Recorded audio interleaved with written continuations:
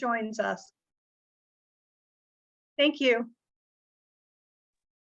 Okay, without further ado, Georgia, Mohammad, kick it off. Oh, for those who are wondering about the run of show, the fellows have about 10, maybe 12 minutes for their presentation, and then there'll be 4 to 5 minutes for questions, comments from the rest of us, and try to make them questions if at all possible. Although I know sometimes it's just a reaction that you might want to share with them. So again, we're trying to keep every one of these to less than 20 minutes so that we kind of finish up on time. So that's where we're going for. So fellows, again, I'll give you a little, maybe a 2-minute warning if it's looking like your time's going to be up. So, okay, I'm turning it over now. Georgia and Mohammad, let's go.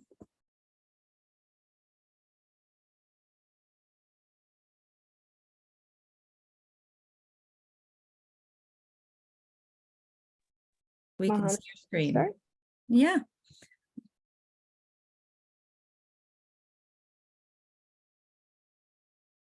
Oh, he says his connection is not working. Oh, we will already be, what's the word, deviating then. Let's give it. Jimena, Darryl, are you ready? Can we draft you so that we give Mohammad a chance to get back on? Absolutely, we can get it done. Okay, let me give it this screen. Excellent. All right. Hi, everyone. My name is Darryl Acker-Carter. I'm a recent graduate of University of Maryland, Baltimore County, and I got my master's degree in marine and environmental sciences. Hi, and I'm Jimena. I'm from Warrenton and Culpeper, Virginia, and I just graduated from George Mason with a degree in sociology. And today we will be presenting the Landowner's Guide to Brook Trout.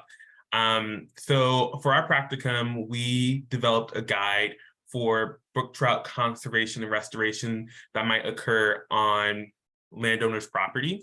And we'll show that guide really quickly at the end of the presentation.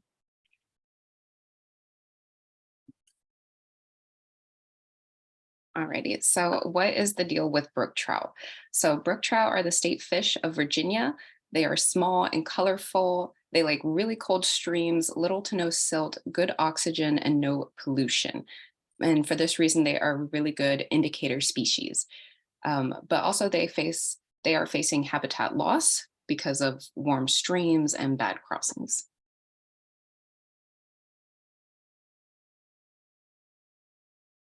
And this is a project that PEC did. We went on a visit here in 2019. PEC and partner organizations replaced a crossing in Bolton Branch, Virginia. The project included building pools into the stream and planting a wildflower riparian buffer. Since the project was completed, the diversity of the fish has grown, and the population of brook trout specifically has grown as well. And these photos here are from a stream monitoring visit in July of 2023 this year, where brook trout young of year were found, indicating that the brook trout population is doing really good.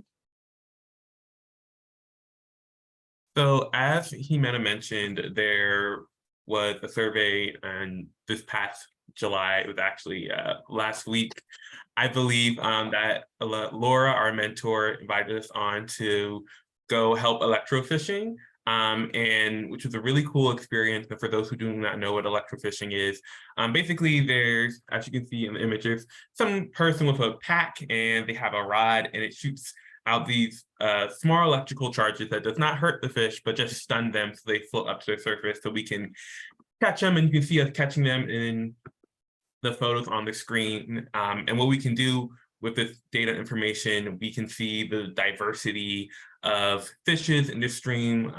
We found a lot of eels, which is really cool. And one cool thing about the experience is we got an opportunity to talk to one of the landowners at Bolton Branch. His name was Gary, and completely changed my perspective on landowners doing conservation for the sake of conservation. He really cared about the brook trout, which is something I was struggling with understanding in the fellowship. But this entire experience with electrofishing and talking to Gary really brought the fellowship full circle. Okay, and that being said, what is good brook trout habitat? In this image, you can see a labeled example of all the good things that a well done brook trout habitat will have. It'll have a forested riparian buffer. This will help keep out sediment and provide shade over the stream, because brook trout like really cold waters. And so we want something like temperatures around 68 degrees Fahrenheit or less is what's going to be best for brook trout. And we really want these deep pools. That's like those areas that they like to hang out in. Right. So how can we improve brook trout habitat? Like Darryl said, riparian buffers are really important, specifically forested ones. In this picture, this one's a wildflower riparian buffer. This is the one done at Bolton Branch.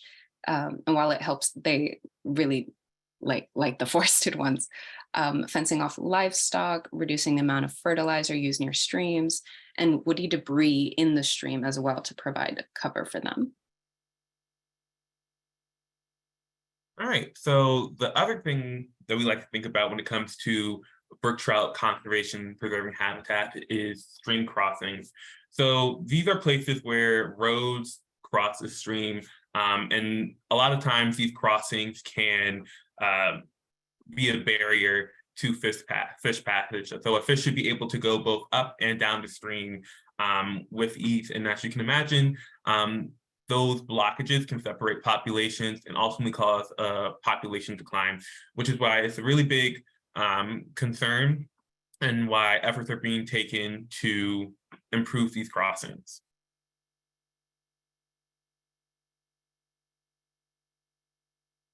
All right, so these are examples of bad crossings. The culverts are perched too high above water. So during times of drought, like this past year, they are impossible to cross.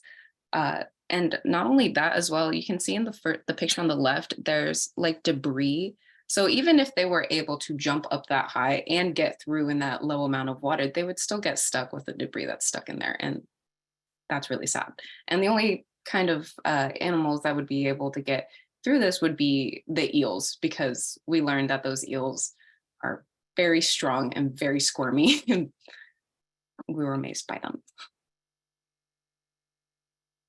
And here are examples of good crossings. Bolton Branch again. They allowed a good amount of water to flow through and are flood resistant. So that brings us back to the main focus of our practicum, which is building this resource guide. What we found out from our practicum is that there's a lot of information on brook trout funding opportunities, whether that's to repair crossings or to improve riparian buffers. There's a lot of information. There's also a lot of outdated information. When we were looking at this, and Jimena can definitely tell you a lot more, there's a lot of debt links. So all the guides and sources that there are for land that they have for landowners, you might click on a link and it'll just bring you to a blank page. And you can imagine if you're doing that over and over again, going through all these links and you're not getting anywhere, it can be very frustrating. And they might not want to even continue pursuing this process, which is why it was so important for us to build this guide, so that there's a list of active programs and funding opportunities for specifically for landowners. A lot of the opportunities on available current guides won't be for like nonprofits, but all the stuff in this guide are things specifically designed for landowners to get funding to do these types of projects. And with that being said, I'd like to thank everyone at PEC for helping us on this project. Big shout out to Laura. She got recognized at staff meeting, the last staff meeting, for a reason. She's truly amazing. And it's been a good time. And Jimena, did you have anything you wanted to say before I show the guide real quick? No, just thank you. And yeah, want to show the guide because just Darryl did it and he did a really good job on it. Let me see if I can get this. Okay. Okay, so this is the guide. It's a 7-page document, very similar to our presentation. Talks about why we should care about the brook trout, brook trout Yeah, conservation. Oh, it's will not. you zoom Let me reshare my screen then. Okay, is this better? in? I think at the I can bottom. see it. Okay, cool. Yeah, so then we have a slide going over like the rest of brook trout and actions to improve brook trout habitats, and a similar guide to like what a good habitat looks like. Going over like back crossing, good crossings, and then there's 3 pages with active links on to funding opportunities and even a helpful contact guide for different USDA programs, Piedmont Environmental Council, and other state funding sources. Because we know that the population of landowners who might be looking to do this project might be older. So going through those links might not be a great opportunity, might not be the easiest thing. So this is why we have like email and phone number right there. It might be something that's more fitting for that population. And that is our presentation. I'm happy to go back and talk through any pictures or any questions that you have for Jimena and I.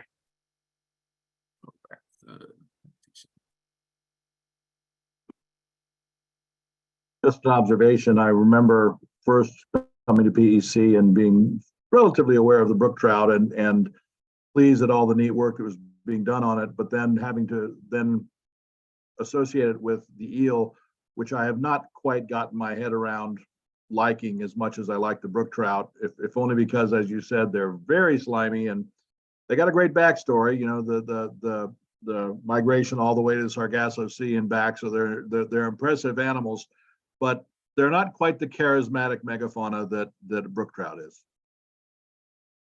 Not at all. They definitely have some character. When we were doing electrofishing, there were many times where they have like almost tried to jump out of the bucket.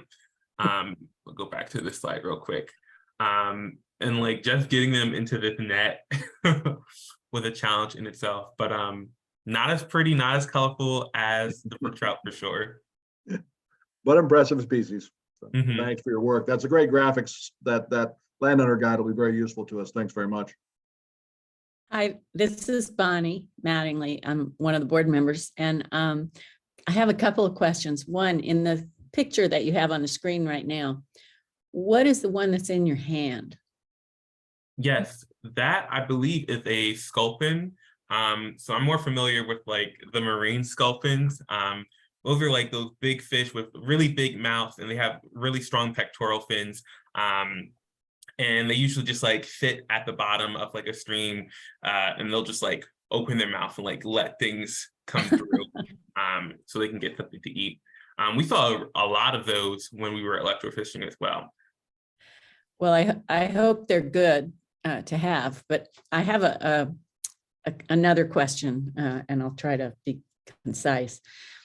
I live in the Upperville area, which is, I don't know, probably about 200 or 300 feet above sea level. I have 3 ponds that are spring fed and have always kept pretty good water in them, although right now this year we're very low. But in terms of temperature range, I'm not sure. Right now I think the water's pretty hot.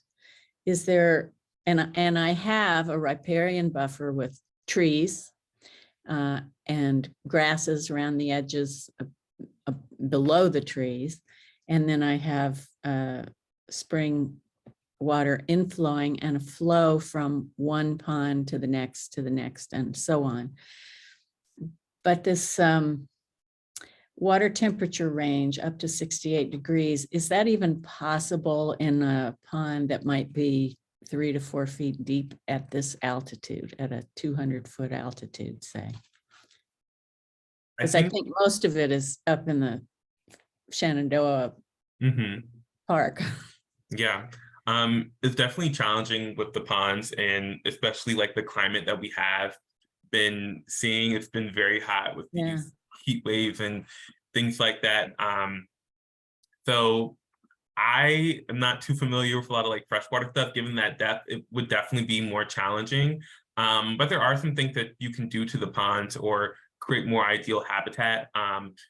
As covered as possible. Might take a while for those riparian buffer zones to reach that high canopy, where it's enough to provide full shade over the stream. But when there's like, as you can see in this image, like those rocks and coves and stuff where there's at least more shade in those depths, that's going to help them out a bit. One thing, when we were doing electrofishing, the last site that we did, the temperature was like 80 degrees. So with that alone, we weren't finding brook trout, especially when we went in to do electrofishing. So it definitely makes it very challenging. And I'm not too familiar with their ecology and restoration tactics needed to deal with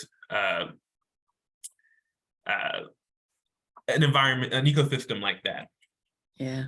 Well, I have frogs and crayfish Mm-hmm. or crawfish, whatever you call them. Hey, but I Bonnie, always- Bonnie, Yes. this is Chris. There are a number of board members and others that have the same question. Yeah. And I think, that's a practicum we could think about organizing next year, just to see if we could pull together some of those resource materials.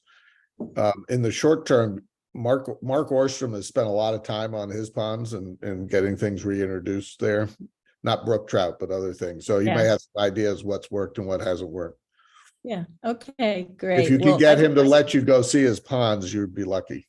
Oh, well, I'll talk to him. He's very proud of them. I'll keep my fingers crossed, but I think this is a wonderful presentation. I'm Yeah. very interested in the subject. Thank you. And guys. I think your point is a good one, which is, we've got thousands of landowners with a pond and only a few that have brook trout habitat. So, Yeah. understanding those ponds as potential.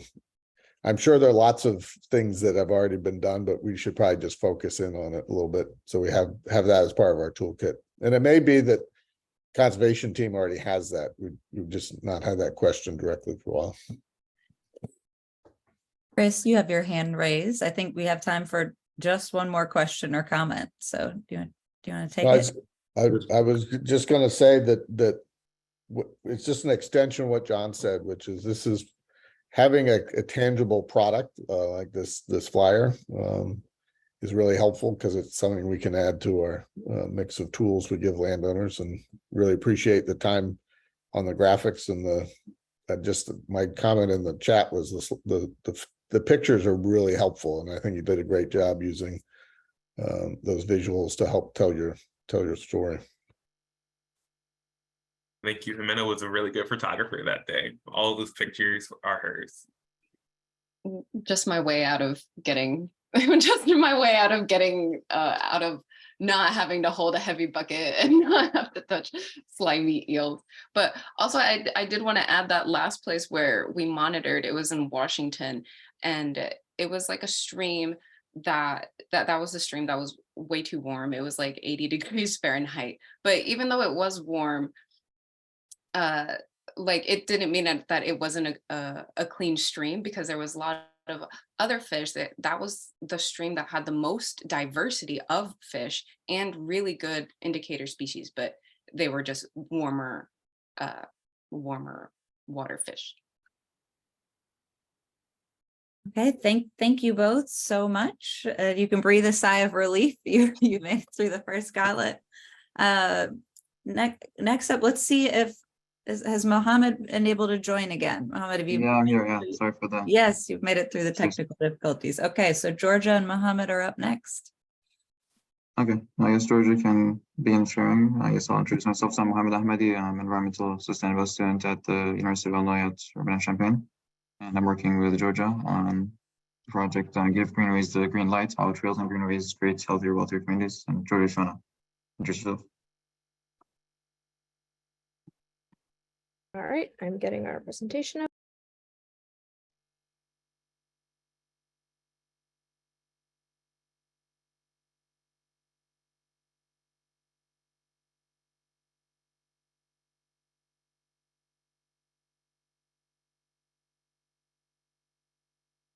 All right, can everyone see that? Yes. And I'm Georgia Kretz. I'm a geography major and environmental studies minor at Macalester College. Yes, we can.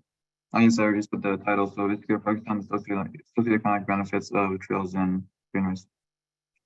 So you want the next slide? Okay, just a basic definition. So trails are paths used for walking, bicycling, horseback riding, and other forms of recreation and transportation. And then greenways are linear corridors or protected open spaces managed for conservation and recreation purposes.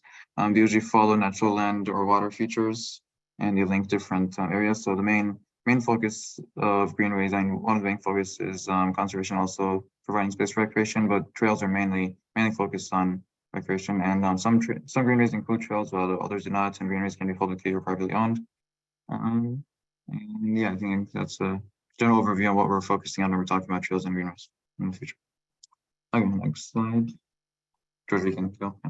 Yeah, so why are trails and greenways worth having as kind of the focus of our presentation? And so the point is that they have a lot of really compelling benefits to offer to the communities that they're in, but the two that we focus on in our presentation is that one, they improve public health by providing spaces to exercise and enjoy nature, and two, they bolster local economies, and they save individuals and municipalities millions in the long run. So they're very economically effective as well.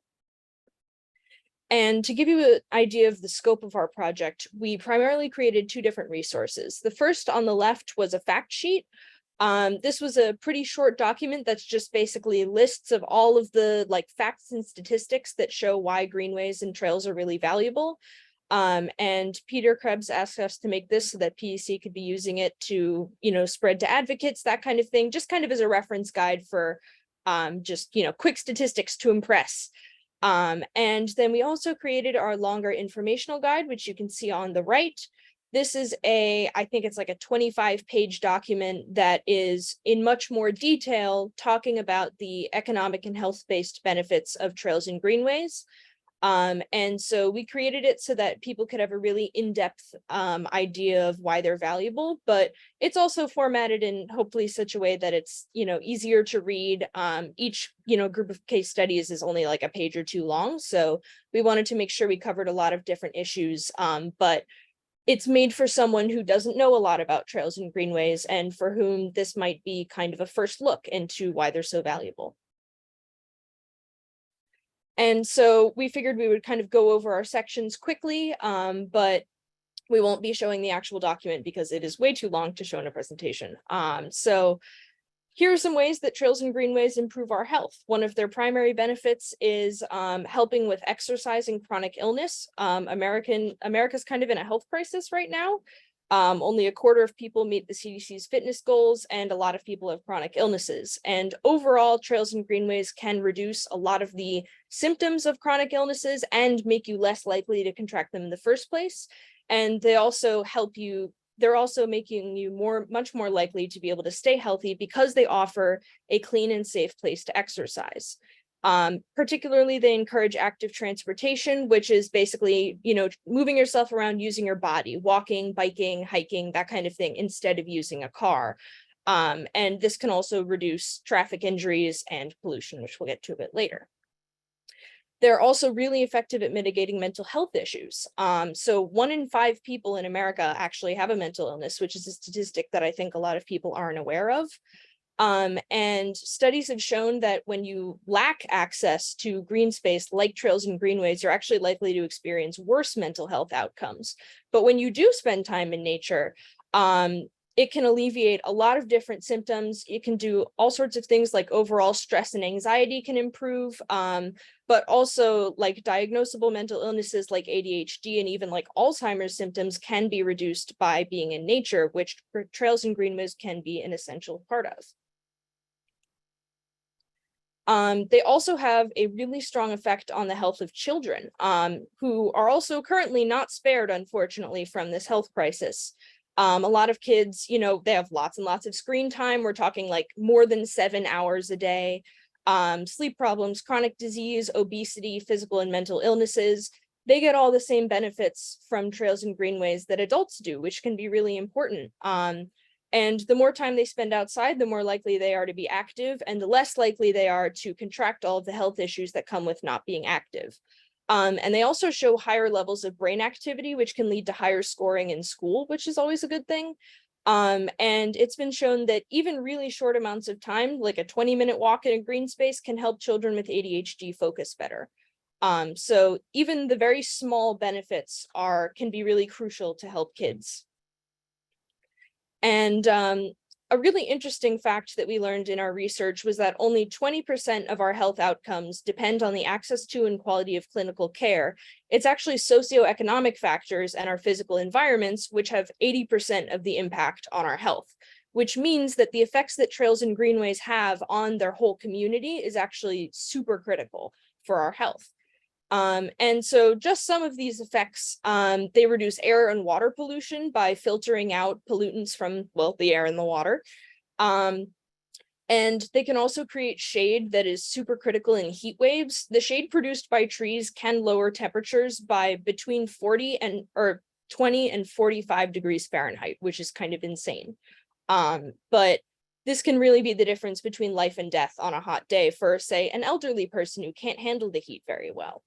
And even though a lot of people perceive like parks and green spaces as increasing crime because they create, like secluded areas, the opposite is actually true. And research has proven that trails and greenways can reduce crime and help residents feel safer in their neighborhoods. And last but not least, for health, trails and greenways can help address health-based inequalities. So basically, 1/3 of the US population don't have access to a park or trail within a 10-minute walk of their home. And mostly this is communities of color and people with lower incomes. And the stats for this are honestly pretty staggering. It's not only that there's a shortage of parks in these communities, but it's that they're usually smaller by a lot on average. So as you can see, parks serving a majority of people of color are on average half as large, and serve 5 times the population as parks that serve a majority white population, which is, that's way too many people in too small park. And parks serving primarily lower income people are also on average 4 times smaller than parks that serve a majority of high income people, which is, again, not good. So our ability to provide trails and greenways can be really important towards addressing these inequalities, because they're not only just increasing green space, but they offer cost-effective places to exercise. And if you're living on a budget, you might not be able to afford a really expensive gym membership. So having a trail or a greenway next to you can basically make the difference between you being able to maintain your health or not. Okay, now we get into the economic side of things. So the first subtopic is promoting visitation, tax revenues, and jobs. So trails and greenways bring in lots and lots of people from surrounding areas and from across the states, region, and sometimes entire country into towns and communities that previously did not have much economic activity. So these communities gain lots and lots of money, and hundreds of thousands to millions each year, as some of the statistics show here, when people shop down or sleep in them. And also, when these trail and greenway projects are started, many jobs are created, and often even more than road projects for each 1 million spent, as the study cited at the bottom here shows. So cycling projects and pedestrian-only projects create more jobs per 1 million spent than multi-use trails and road-only projects. So this is something that was interesting. Now we see in the middle statistics that this one trail in Texas created approximately 300,000, attracts approximately 300,000 people annually and generates around 2 million in local revenues. Okay, so next slide. So as for another related to that is how trails and greenways help bolster the outdoor equipment industry. So the buying of products, fuel buying products to use on these trails has led to a booming outdoor recreation industry, which accounted for about 2% of the country's GDP in 2021, which is quite a lot. And the biggest part of that is the retail trade industry group, and that's the highest contributor to outdoor recreation value added in 33 states. So also, as I see in this here, billions and billions of dollars each year are spent on these products, and both local community, states, and country as a whole benefits, and creating more trails and greenways would help, would give the opportunity for further growth of this industry.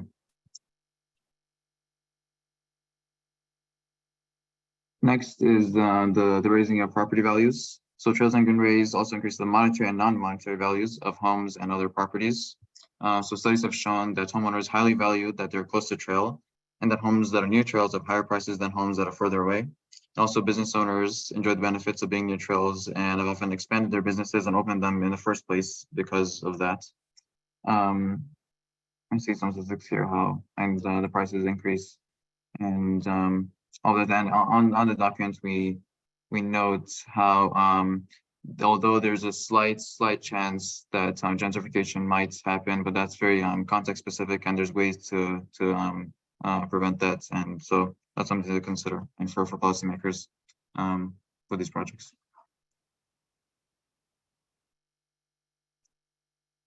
Next is lowering healthcare costs. So as we all know, exercising and being in nature, as Georgia talked about for a bit, have immense benefits for physical and mental health. And a study shows investments in trails yield even greater monetary benefits. As a study here, shows a 2.94 cost benefit ratio. So for every $1 investment in trails risk activity led to $2.94 in direct medical benefits in Lincoln, Nebraska, this study.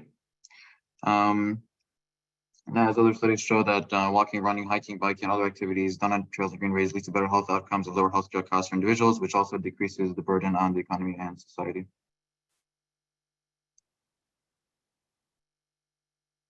And finally, there is the reducing of traffic congestion, greenhouse gas emissions, and pollution. So if trails and greenways, if they're located, designed, and maintained properly, they can be increasingly used instead of roads for transportation, especially as studies show that about 50% of car trips cover less than 3 miles, which was a bit surprising for me. And fewer cars on the roads, fewer cars on roads mean less air and noise pollution, greenhouse gas emissions, smog, oil and energy use, and waste. It also means greater savings on transportation costs for individuals and families. So the goal is to, to make these trails better and to improve access, and to allow people to use them to get to their jobs and all the other places that they need to go, and not use cars less or not. So that is the final slide. So if we can move on to any questions.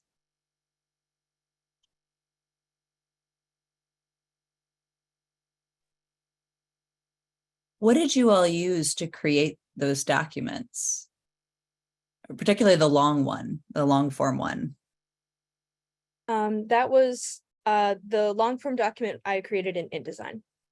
And this is just, Google Slides. Well, Chris, you have a question? So, and I don't know if Bill Pugh or someone from CSG is on the phone.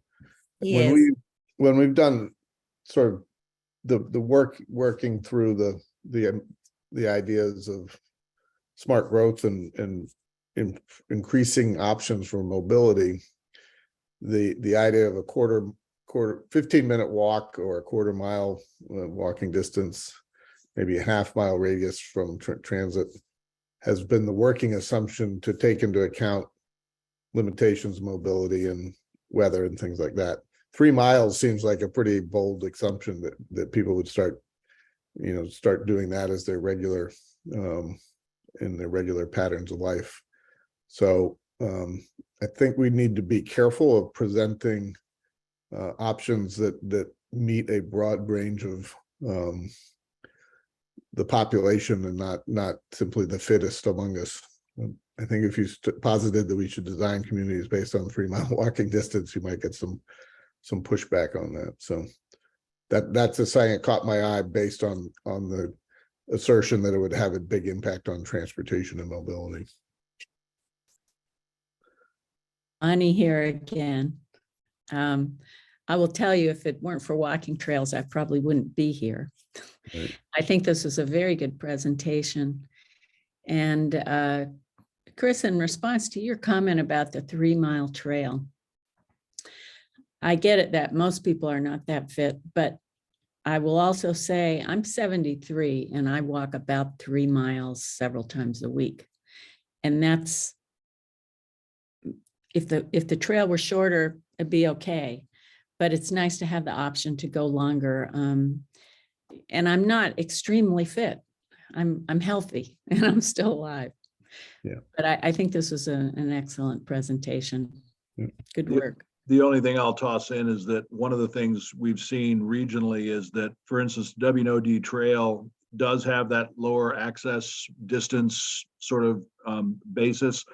But one of the areas that has focused on destination tourism, the Roanoke area, for instance, which has gone full on into developing old railway alignments, and it's an old railway town, so they have multiple old abandoned alignments that have allowed them to create a destination for people willing to get access to trails, which has seemed to have expanded the accessibility distance that people are willing to tolerate in order to get to those trails. And as Douglas has mentioned in one of his comments earlier, it does increase if you're talking about biking or scooters or e-bikes and that sort of thing, that when it's not a walkability issue, but it's an access issue, that distance does seem to increase.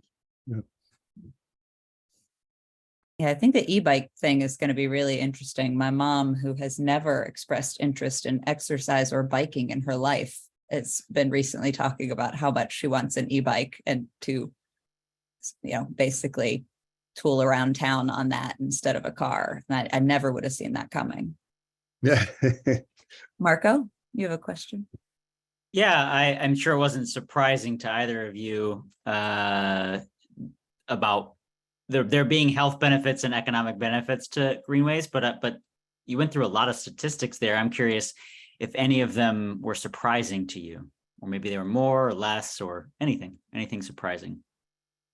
I think the one that surprised me most was that for a diabetic person who exercises outdoor for 30 minutes, I think it was literally like walking, they burn the same, or their blood sugar level, I don't know, drops or lowers, whatever is good for diabetes, the same amount of 3 hours of cycling indoors by just being outside for 30 minutes exercising.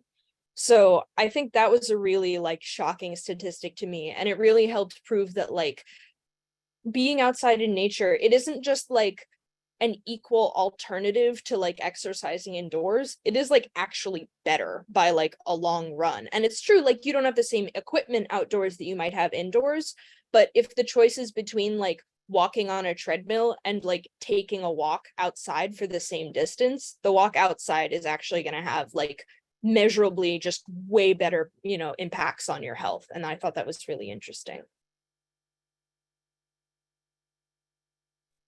Well, I think the discussion we're having is a sign that your presentation is very effective, because we're now debating the details, which is exactly what you want to do when you're presenting something like this. So congratulations, you got our attention.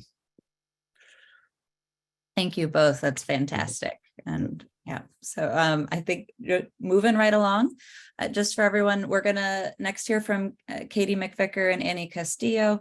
And then we're going to take a 5-minute kind of bio break right in there. So we'll be halfway done after the next presentation. So again, thank you, Georgia and Mohammad, and welcome to Katie and Annie. Who's going to present? Hello. Yeah, I'll share my screen. Give me 1 second.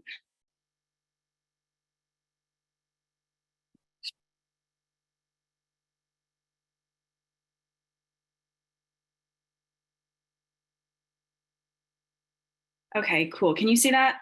Yep. All right. Hello, everyone. My name is Katie. I graduated from George Mason last fall with a degree in biology and a minor in conservation studies. And I'm Annie. I'm from Falls Church, and I just graduated from Oberlin College with a degree in environmental studies. And today we're talking about our project on riparian buffers. Our mentors were Linnea and October, who were both amazing and really helpful.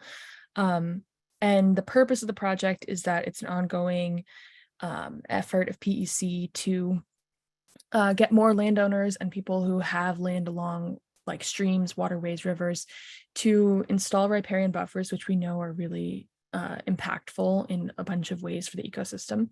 And as such, we wanted to create these educational materials that help explain the benefits of them in a concise, interesting way I think it is like a lot to ask to have someone go seek out information and, you know, muddle through whatever's online. So we wanted to create something that you can easily give to someone and they can learn the most important things right there from you.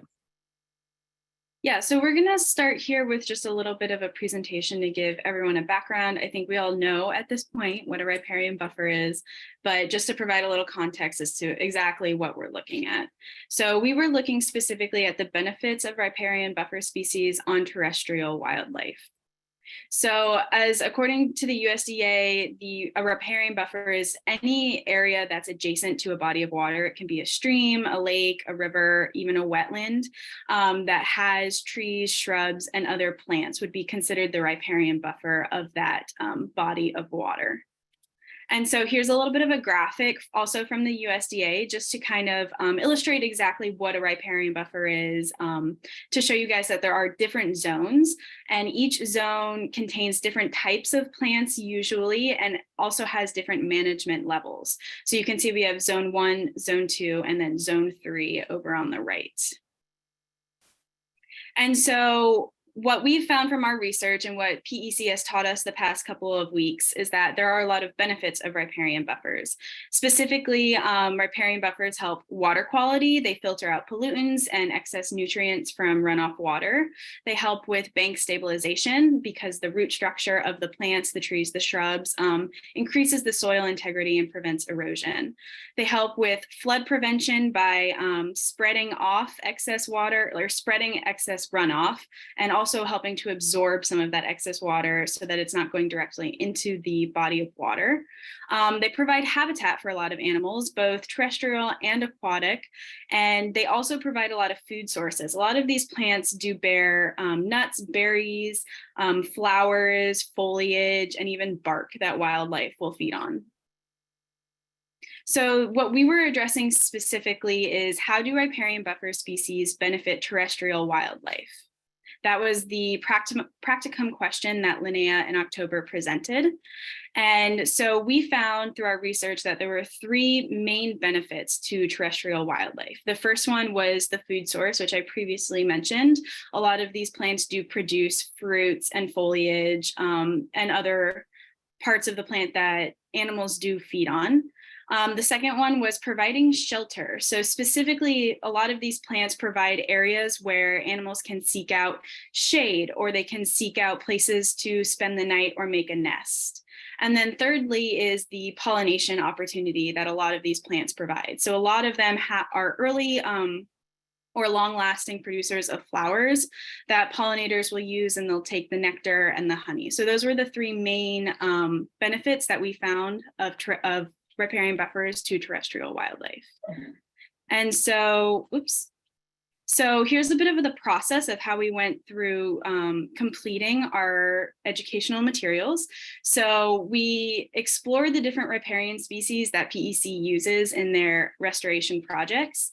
So Linnea in October provided a list of species that Annie and I then went through, and we collected a bunch of information and we filled out a chart that will show you guys that has a lot of the important facts about the species and specifically how they benefit wildlife. After that, we kind of organized the species and picked topics. So you'll see we each completed our own educational material and each one centers on a specific benefit. So for example, mine centered on shelter, like plants that provide shelter, and Annie looked at plants that provide food. And using this organization, we then each composed a trifold pamphlet that can be handed out to potential partners or anyone who's just curious about riparian buffers in general. So we're going to go ahead and take a look here at the results. We're going to look at the table first, and I will let Annie talk about that once I get it up.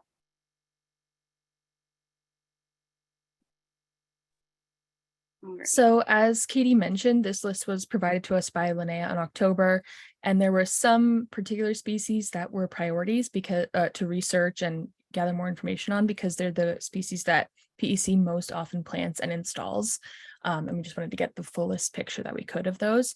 But there are several pages of species, and basically what we wanted to look at is where do they belong in the riparian buffer? Like, are they forming the upper canopy? Are they low, dense shrubs? That sort of thing. And then also, what are the main benefits that they provide? If you're, trying to put forth an elevator pitch of these species, what are the main draws of it? And then also information on how you actually grow it and how, the best way to plant it effectively. And then any other just like relevant facts, like some of these have amazing fall foliage, or some of them have, flowers that are edible to people as well as animals. So just sort of gathering this sort of dossier of species information that PEC can then give to people or use to make decisions in the future. So that was that. And then we're going to talk about, I guess I'm going to talk about my my pamphlet. So honestly, it was a bit of a struggle because graphic design is really not my thing. I've learned that. But I focused on riparian trees and shrubs that feed wildlife. As you probably know, there's a lot of barriers to healthy ecosystems now for wildlife. We're seeing a lot of habitat decline. We're seeing a lot of degradation of habitats. A lot of people plant non-native species that don't provide much benefit to wildlife.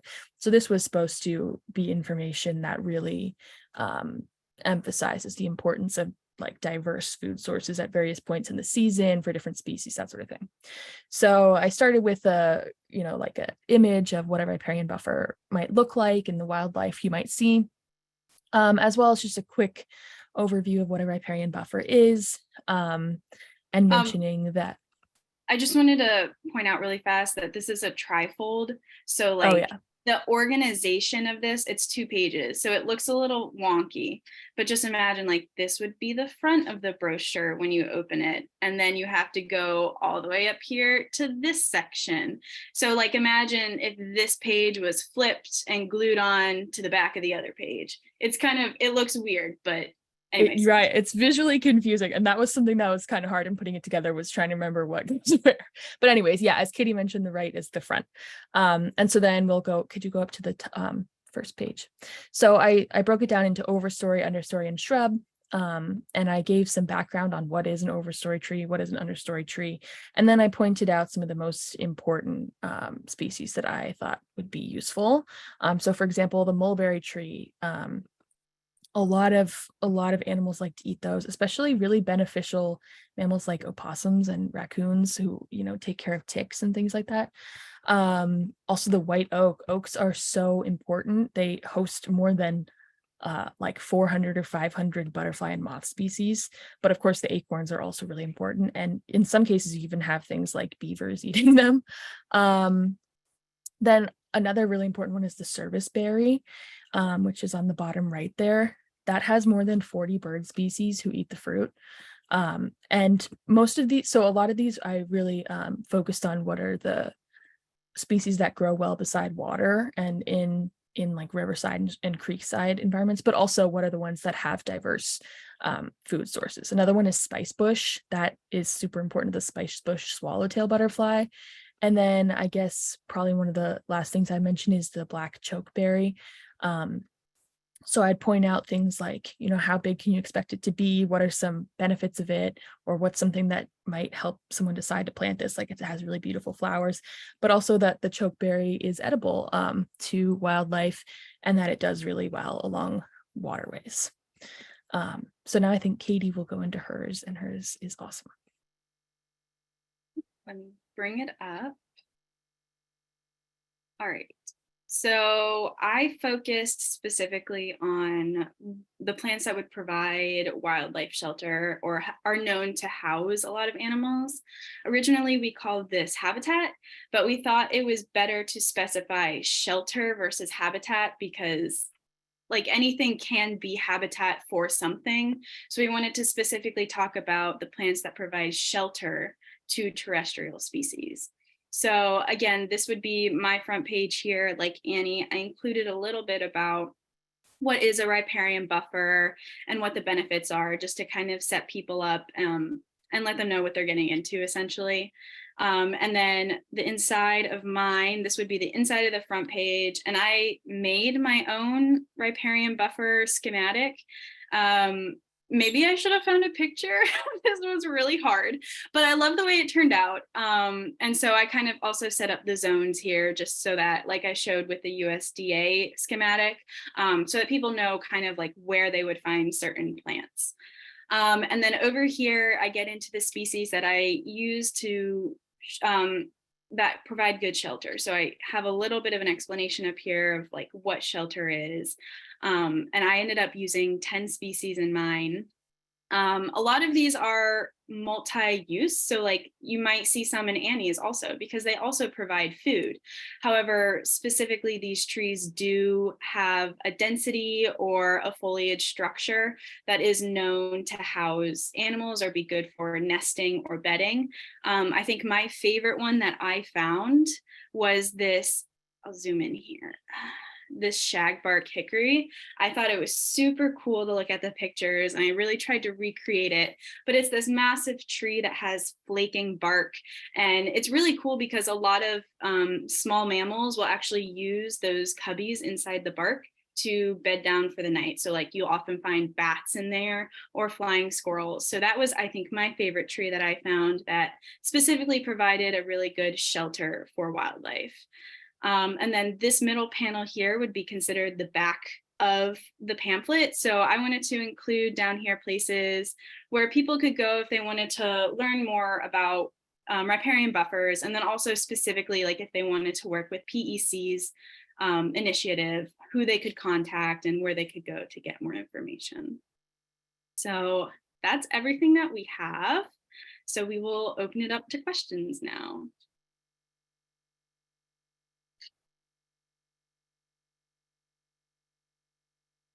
Maggie, is there any way I can force you to say that out loud? Yes, I love singing people's praises. I think that this is just amazing, and it's something that we have really needed for quite some time. I think that sometimes I feel like I've put together a riparian buffer brochure in the past, which is just kind of wonky and certainly not approachable. So I'm just thrilled. I'm so pumped. Clearly you had really good guidance from October and Linnea. So thank you.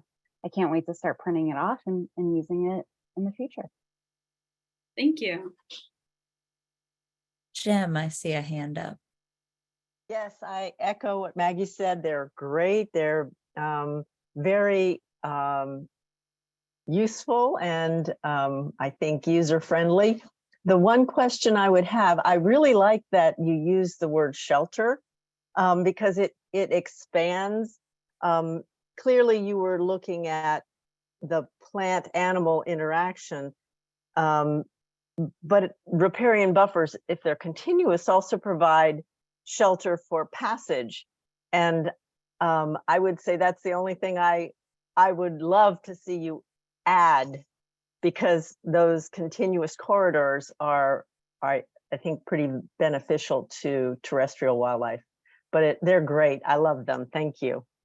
I think that's a really interesting comment, because I was looking at these species and they all are so multi-purpose, and riparian buffers in general are so beneficial in so many ways. I feel like I could sit here and make like 20 different brochures about different things and organize these species in different ways. So yeah, there's definitely more that could be done with this information for sure. Sarah Parmalee, got your hand up. All right, thanks. Hey guys, adorable brochures, very cute. On a personal aesthetic, I do take issue with the deer on the graphic, just because as someone who's planted a lot of riparian buffers and inspected a lot of riparian buffers, deer are the #1 killer of all of those species. So that is something that when you're planting a riparian buffer, trying to plan around it, that is a big consideration. I have also seen a lot of problems with upland hardwood species like white oak being planted in riparian buffers and really not doing well, and actually getting outcompeted by species like eastern red cedar, which is also a really good habitat tree and generally cannot be stopped regardless. So if you were going to revise this, I would encourage you to try to maybe look at some of those species a little bit closer and maybe see which ones tend to establish more easily in the riparian buffer. But great presentation. And then somebody, I'm not sure who G2 iPhone is, but there's somebody is on here with their hand That's up. George, I think. Maybe. I don't know if they have their hand up on purpose or not. George, is that you? So there's GI on it. I'm not sure. No big deal. We'll keep going. Let's see. Linnea, does this meet what you were looking for? Are you on here? I am. Yeah, it's amazing. October and I had been talking for really the past 6 months about wanting to do something like this and how beneficial we thought it would be, just as, to add to our outreach material and just as another way in to get people excited about engaging in these programs and planting buffers, because we say a lot of times that planting trees is like a good approachable way for people to get engaged in conservation, but sometimes even more so, like, I think just being able to talk about wildlife can even be a good way in to talk about trees, if that makes sense. So yeah, we'd been really excited and wanted to have really any number of these types of brochures to answer questions and to get people interested, but had been struggling to find time and to get our heads wrapped around what the design would look like. So getting to have two people kind of come in with an objective perspective on how we could group some of these species together and make it engaging and really aesthetic was so helpful. So yeah, they, I think, blew away our expectations. Agree, that was me. I finally figured out how to unmute my phone. Oh, good. Did you have a comment or question? I did have a question. It's a great presentation. As you know, I do a lot of work with riparian buffers with the Shenandoah and the downstream project, etc. And I couldn't really see from the presentation, because I have to admit I'm looking at it on a phone, not on a computer. But did you all talk about oh God, the tree just went right out of my head. Oh, I hate it when this happens. Let's see. Box elders as a riparian upper growth tree or overstory tree. That was included on our list. I can't remember, Katie or Annie, if that was on either of your pamphlets, but we gave, for context, we gave Katie and Annie, I don't know, maybe 50 species, something like that. So they had a lot of options to choose from. Yeah, because the box elder tree in riparian areas grows really well and provides a lot of shade and provides a lot of food with the little box elder bugs. So just, it's one of my favorite riparian trees. So I'm just out there pumping up box elders. So great presentation. Thank you. And appreciate it. Yeah, I think one of the important things to note about this project is that, like Linnea said, there were probably about 50 species that we were provided with. And obviously you don't want to put too many into a pamphlet so that it still looks nice. And a lot of them have multi-purpose. So there might be other trees or shrubs that also provide good habitat or good food, but it was a matter of picking ones that we thought we could make look pleasing on the pamphlets and just essentially narrowing it down and making a decision and picking some to put on. Again, if you specifically wanted to deter things like deers, you could do that. I didn't specifically look at that. So I kind of included ones that I thought were beneficial for more wildlife to be more all encompassing. So it really just depends on how you want to organize the species. And like I said, you can make 20 different brochures about so many different things. So. And also everyone has different priorities for what they want happening in their land, and every environment's different. So there could be some that are going to. Yeah, Perfect. Thank you very much. Great presentation. I'll go back on mute now. Oh, okay. Chris, do you have one more comment? We got to get to Having break soon. a curiosity that is based on seeing lots of different variations. I think, we need to, one of the things we need to do is be aware of the variations and maybe photograph them, maybe have them as a resource file, because I think it is a lot of what you do depends on what you want to end up looking like. And so given a range of options, having the ability to show the land or where you're headed is probably important. That's different than a brochure. It's down the road. It might be nice to have a resource library of sample photographs or something like that. So this is really helpful getting someone started, but that sort of almost, I hate to say it, the landscape design of it would be an additional step. And I think that's what many landowners would love to have is 20 years from now, what's it going to look like? An infinite expanse of, of kind of work and ideas. I've duly noted, George, the box elder. We've got a box elder fan. I'll add it to Dan's obsession with river birch. So I think we all have our pet plants. Thank you both so much. We've hit the break point. We're right on time. I'm going to ask everybody to come back at 11:15.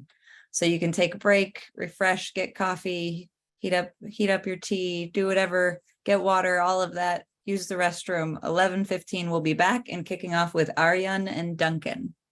Okay. See you all soon.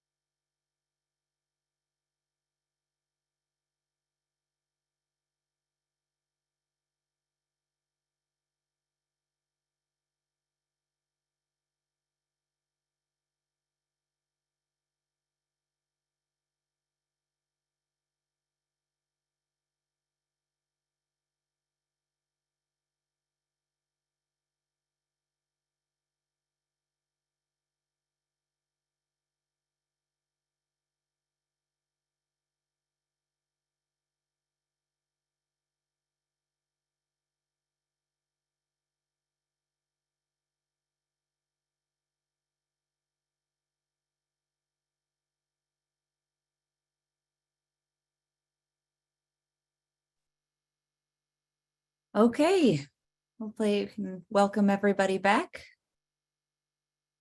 Give folks a few seconds. They might hear the sound of my voice and come back into the room.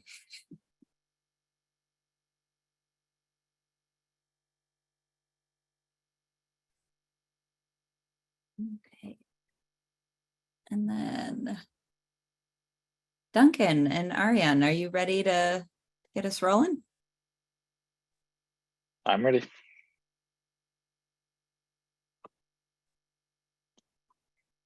Yeah. There you are. Who's gonna be casting? I'll share it.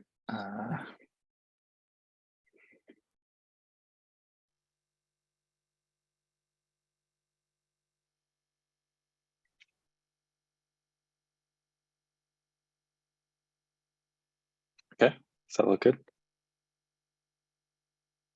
Yes. All right. Okay, sorry, just give me 1 second. Okay, yeah.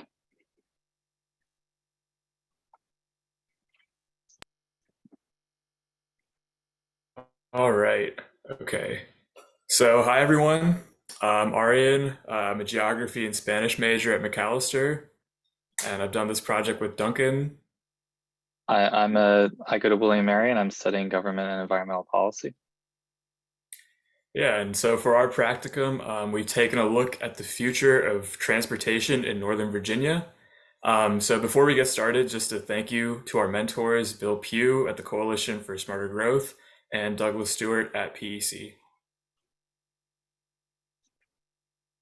So a little bit of context for regional transportation in Northern Virginia. So of course, as you all know, Northern Virginia is an integral part of the DC metropolitan area. In terms of transportation, much of the region's infrastructure has been geared towards commuting into the city of Washington.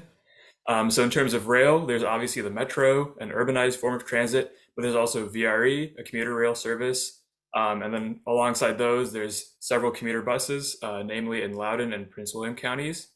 So the National Capital Region Transit Planning Board, shortened to TPB, coordinates the transportation planning efforts of its member jurisdictions, which you can see to the map to the right. And then of course, Loudoun and Warrenton are included, so that overlaps with PEC's territory.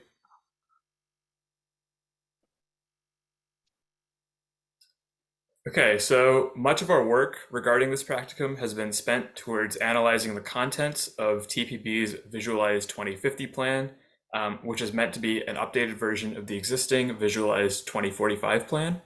So this plan includes all regionally significant projects under the TPB's jurisdiction, meaning that every project on the plan either adds or subtracts capacity from the regional transportation system.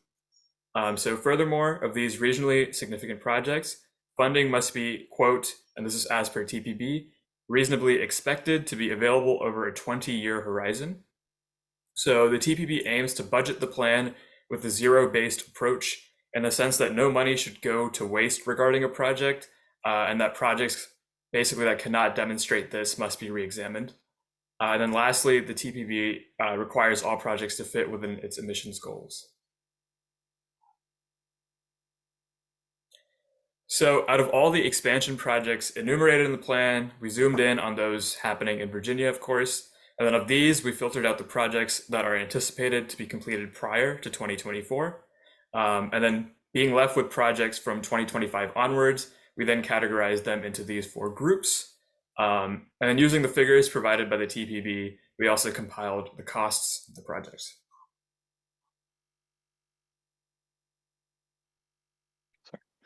All right, the first part, so this slide shows the first part of our analysis. We decide, as you can see from the pie charts, there's $11.2 billion going to projects with an expected completion date between 2025 and 2029, and then $8.4 billion to projects that are expected to be completed in 2030 or later. And additionally, the more long-term projects, more than 3/4 of that investment is going to road expansion or road operation projects compared to a little more than half of the investment for the shorter term projects.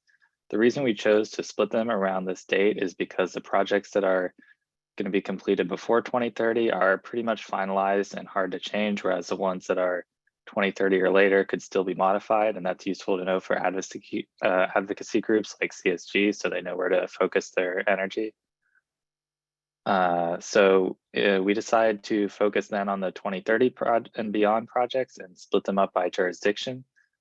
We found some interesting trends. The largest bar here is the multi-jurisdictional bar, but mainly that's 3 different projects, building more express lanes on I-495, expanding service on VRE, and then there's kind of a general safety and operational improvements catch-all project category that applies to projects all over the region. Then the second largest bar is Fairfax County, and they do have a decent amount of transit investment, but most of that is going to a single project, which is bus rapid transit on Route 1, which we will go into more depth in later. And then surprisingly, Loudoun County has very little money going to projects 2030 and beyond, which is, if you looked at the projects before 2030, they have a lot of road projects. So we're thinking this probably doesn't mean that they're not going to be building anything, but just that there's not as much planned far ahead, or it's not being reported for some reason. All right, so here are 2 examples of road capacity projects, which, as we've just established, are the most common types of projects in the TPP plan. So on the left here is a plan, or is a project to build out Van Buren Road alongside I-95. So just looking on Google Maps, this road would slice through what is currently a wooded area between a residential development and I-95. And this project would cost around $91 million. And on the right, you can see Dulles Access Road, for which there is an expansion on the cards from 4 lanes to 6 lanes. And this project would cost $400 million. And I think it's worth noting that this corridor, this exact corridor, actually already has a metro expansion that took place over the last kind of decade. It's been built out. So the road capacity expansion seems a bit redundant in a certain sense, but yeah. And then our example of transit here is the Richmond Highway BRT, which is the US Route 1 BRT that Duncan was just talking about. And so, in terms of transit investment, this is the most substantial investment in the plan. So just to note, for those who may not know, a BRT system is bus rapid transit. It's a bus network that's characterized by high frequency and designated or dedicated transit lanes. So this system is entirely within Fairfax County, running from Fort Belvoir in the south up to the Huntington Metro Station. And this project comes in at $686 million and is expected to be completed by 2027. All right, so the first part of our presentation focused on where the funding is going for future transportation projects, but it's important to also look at the ridership trends for public transit, especially given that the pandemic significantly altered people's work and travel patterns.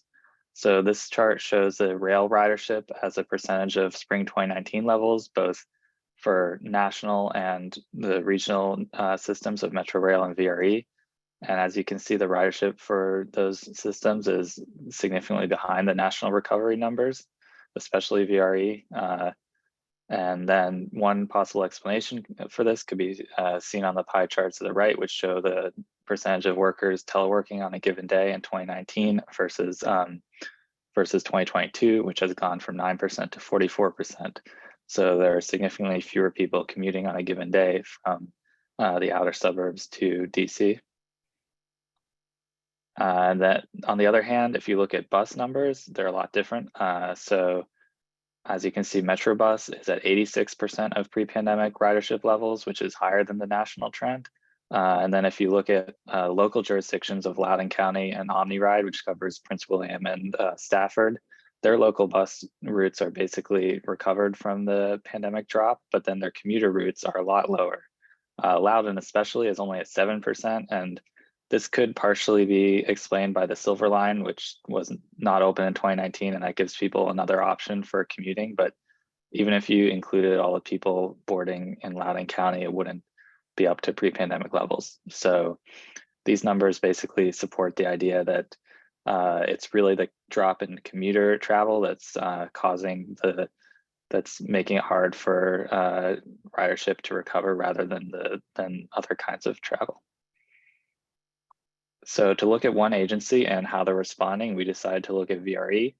And they have, as we had in the multi-jurisdictional bar on the previous chart, they're investing a lot of money in order to build additional tracks so they can increase service from 16 round trips a day to 26, which will include at least 2 express lanes on each line. They're considering a couple scenarios, one that will have a lot of express trains and one that will only have a couple. They're also considering various numbers of trains to add weekend service, which they don't currently offer. And then this map on the right shows the increased bus connections that they're planning to offer to Warrenton, Culpeper, and south toward Richmond. So this would kind of extend their reach, including into the PEC area, which where there are people who do commute to DC, and this would give them the option of using public transit, even if the rail line itself isn't built out to there. They're also they also want to coordinate better with other rail agencies like Amtrak and MARC, which is Maryland Commuter Rail, and Virginia Breeze, which is a long distance bus network. Now the question is, how effective will these measures really be? This graph is from VRE's board presentation that shows their predictions. The yellow lines are if they don't make any changes, whereas the blue lines are if they implement the changes that they want to make by 2030. And each one has 3 scenarios, which are basically depending on the amount of people who are teleworking. But really the expected results aren't that different from each other. It's a 63% increase in service for about a 20% bump in ridership. And that would put us about at pre-pandemic levels in 2030. And part of the reason why it's difficult is all those road projects that we talked about before make it easier and for people to drive, and it's less competitive to take VRE.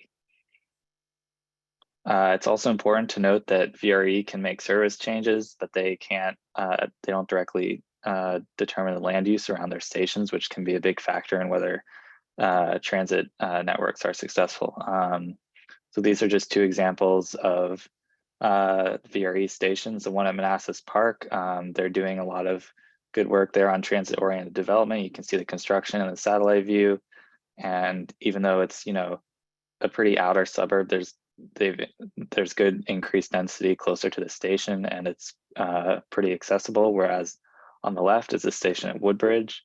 There's a lot of single-family homes and low-density retail, and it's located, right along a major road, which was recently expanded, and which just makes it more difficult for people, even people who live pretty close. It's not very pleasant to walk there.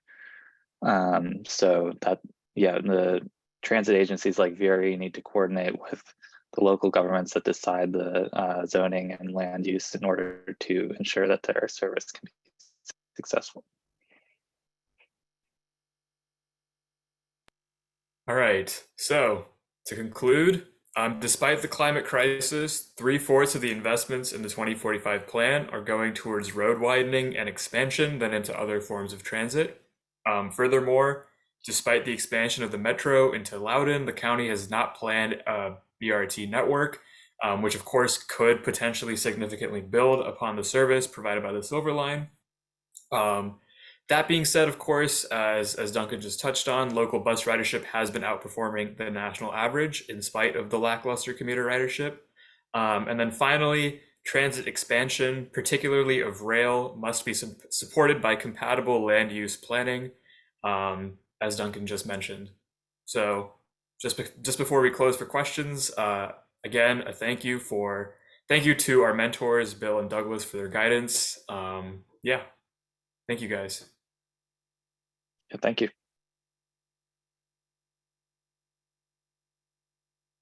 Let's open it up for questions and comments. I see Jem's got her hand raised.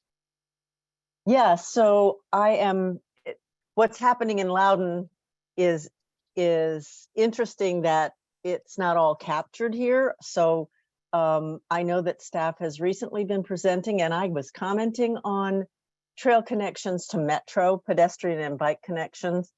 And apparently they've been working with Fairfax staff, which was exactly what I was recommending that they do because of the Innovation Station Metro location is very close to some of Loudoun's less advantaged communities in Sterling, but there's not a good connection to that station, which is closest and the station is in Fairfax. So there's inter-county coordination needs, but that doesn't seem to be reflected. So I don't know if it's because they're considering those trail connections and not putting them into the transit and pedestrian bucket. So that's really interesting. And then Route 15 obviously has been an issue for a long time. It's moving forward. The budget just gets bigger and bigger and or overruns, whatever. So I don't know what specifically. I'm interested in what you found in Loudoun. Yeah, I mean, one thing to note is that for some of the local like pedestrian projects might not necessarily be in the data set we're looking at because it's supposed to be regionally significant projects. I think Aaryan, I think I remember some of the Route 15 expansion was in there, but before 2030. But that I do remember looking at seeing that was one of the projects. So that would have been in the first pie chart. Also, an interesting component of this and useful to this regional perspective is in Loudoun, there was a lot of discussion. Oh, now that we have Metro, we don't need these buses. We don't want the bus connections. And the commuter bus ridership right now is kind of pointing to that in agreement with that. But our local bus use and bus shuttles, I think, are an important piece of getting Loudoun residents to Metro and be able to use it as a way of getting around, as opposed to just thinking of it as a commuter access point. Anyway, thank you very much. It's really helpful.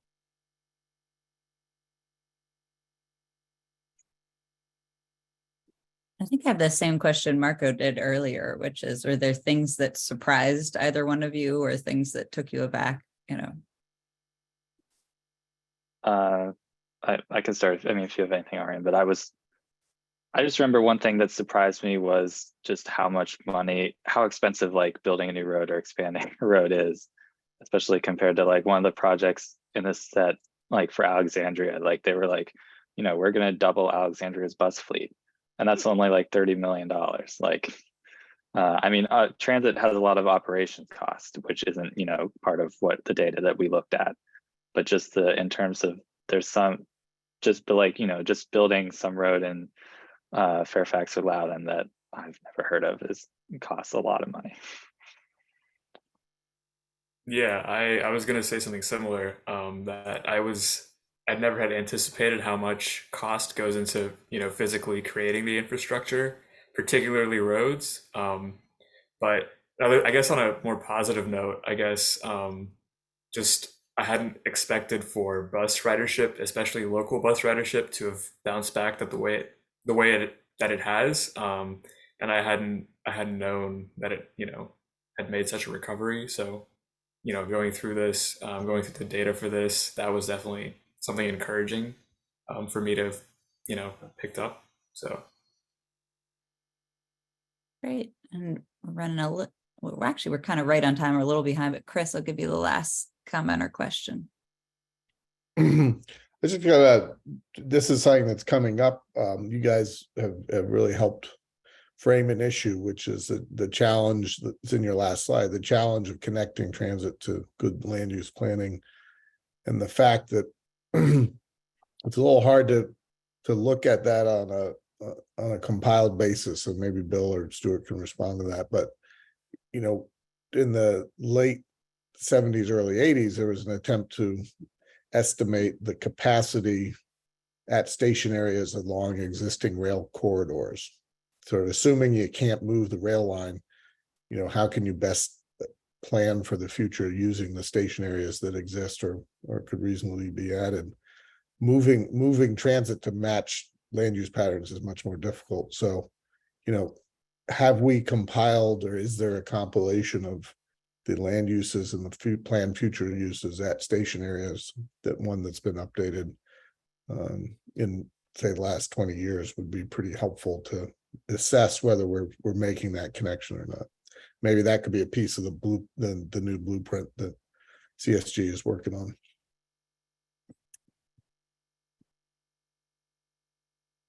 Okay.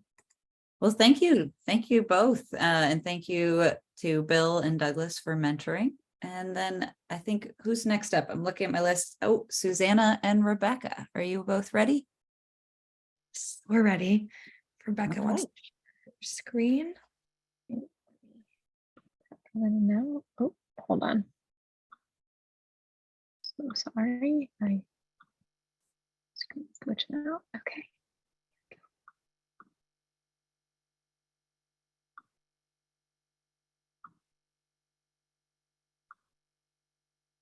All right, can y'all see that? Yes, let's look. Yep, there it is. All right. Well, my name is Rebecca Popp. I'll be a fourth year student at UVA next year studying global sustainability and religious studies. I'm Susannah Gerhardt. I'll be a junior at Bucknell University studying political science, environmental studies, and international relations. So we just wanted to start by saying hello and thank you everyone for your interest in our research. And thank you to John McCarthy, our mentor. He was really instrumental in helping us in this process. So we're going to be speaking about the best practices for the public process in the new era. So this was the original prompt that we were given and that Rebecca and I first started looking at. So as COVID changed the way that we all conducted business, education, in our lives in general, online and hybrid entities really rose to the occasion, especially in the public process and in government entities. So we were interested in how this can continue in the future, but then also how it can really help promote public engagement and convenience for people.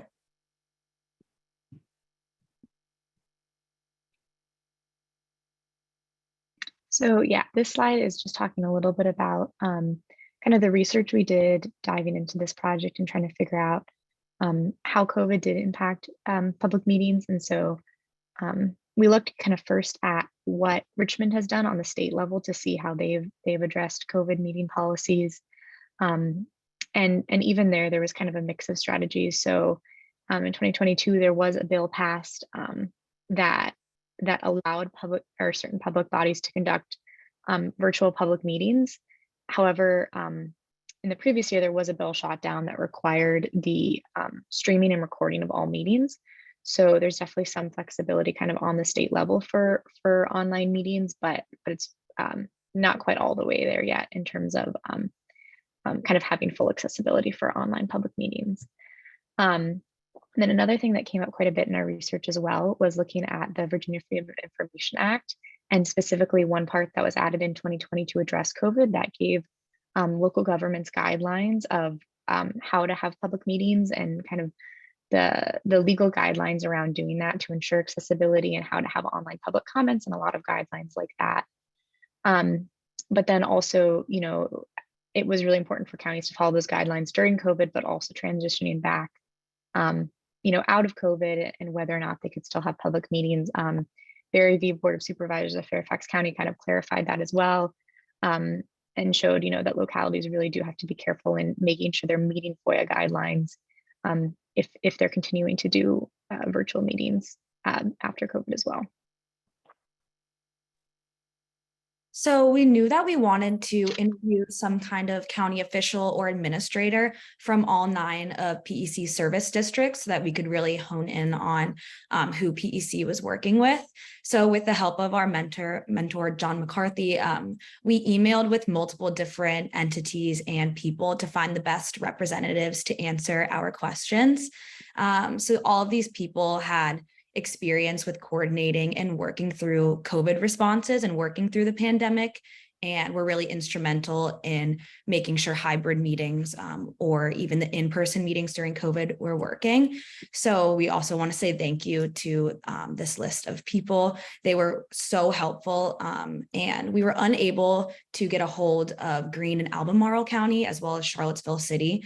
But we were really, really pleasantly surprised just by the quick responses that we were receiving and how interested everyone on this list and even their colleagues were in helping us. So we wish we could go through every single interview because we had amazing responses to all of our questions. But just for some context, we were asking questions regarding COVID meeting protocols throughout the different stages, demographic of those engaged, connectivity and broadband, necessary infrastructure that would be needed, kind of different hindrances that people are seeing with engagement in counties, and then other county-specific questions that seemed fit. So there really, our trends were very surprising, but then also a mix of not so surprising. But the first one that really surprised us was that Culpeper and Clark counties actually remained in person all throughout the pandemic. Rebecca and I were expecting that everyone would have been online at some point, and they actually just had social distancing.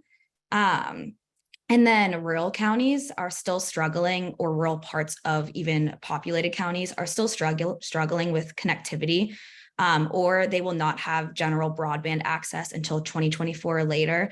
So like Clark County and Fauquier, for example, have broadband plans in place, but they wouldn't be put in place until 2025 or 2024. But we found that most administrators can agree that hybrid and online options are really convenient and most convenient for people. A lot of kind of in conversations that came up that timing of meetings can be a really big issue, as they're usually in the evening on weekdays. So for people, finding childcare can be an issue, or people who are working and commuting and may not be able to make it in time, or some people don't feel comfortable driving at night. So that can really kind of throw people off from being engaged in person. But then we also found that a lot of counties would need more infrastructure to hold hybrid and online meetings the right way. So such as cybersecurity protocols came up. I was talking to Allison Smith in Orange County, and she said that like Zoom bombing had been kind of an issue, and just making sure the right people are getting the link and not, random people that can find it and hack into it. Cameras were needed, timers for statements so that everyone could see the timer that was going off. And just other IT to stream and be able to speak when streaming. And then a major trend that we really found was that administrators felt that only the major and important decision-making meetings were being attended, kind of what was directly impacting someone. Those really big kind of like interviews and meetings were the ones that people were going to, as they were the ones that were getting the most attention and information was going out about those meetings. And what really surprised Rebecca and I the most and kind of threw off our original plan was that administrators were not as worried about going online or having hybrid options and how they were conducted. They really were just most wanted to convey to us that there was just a general lack of knowledge and education on how local government entities work and how decisions are being made, and even just meetings in general. They really felt like it was kind of the same group that would come out. And so they really wanted to just tell us that it was a lot of their kind of worries were more about how to get involved in general.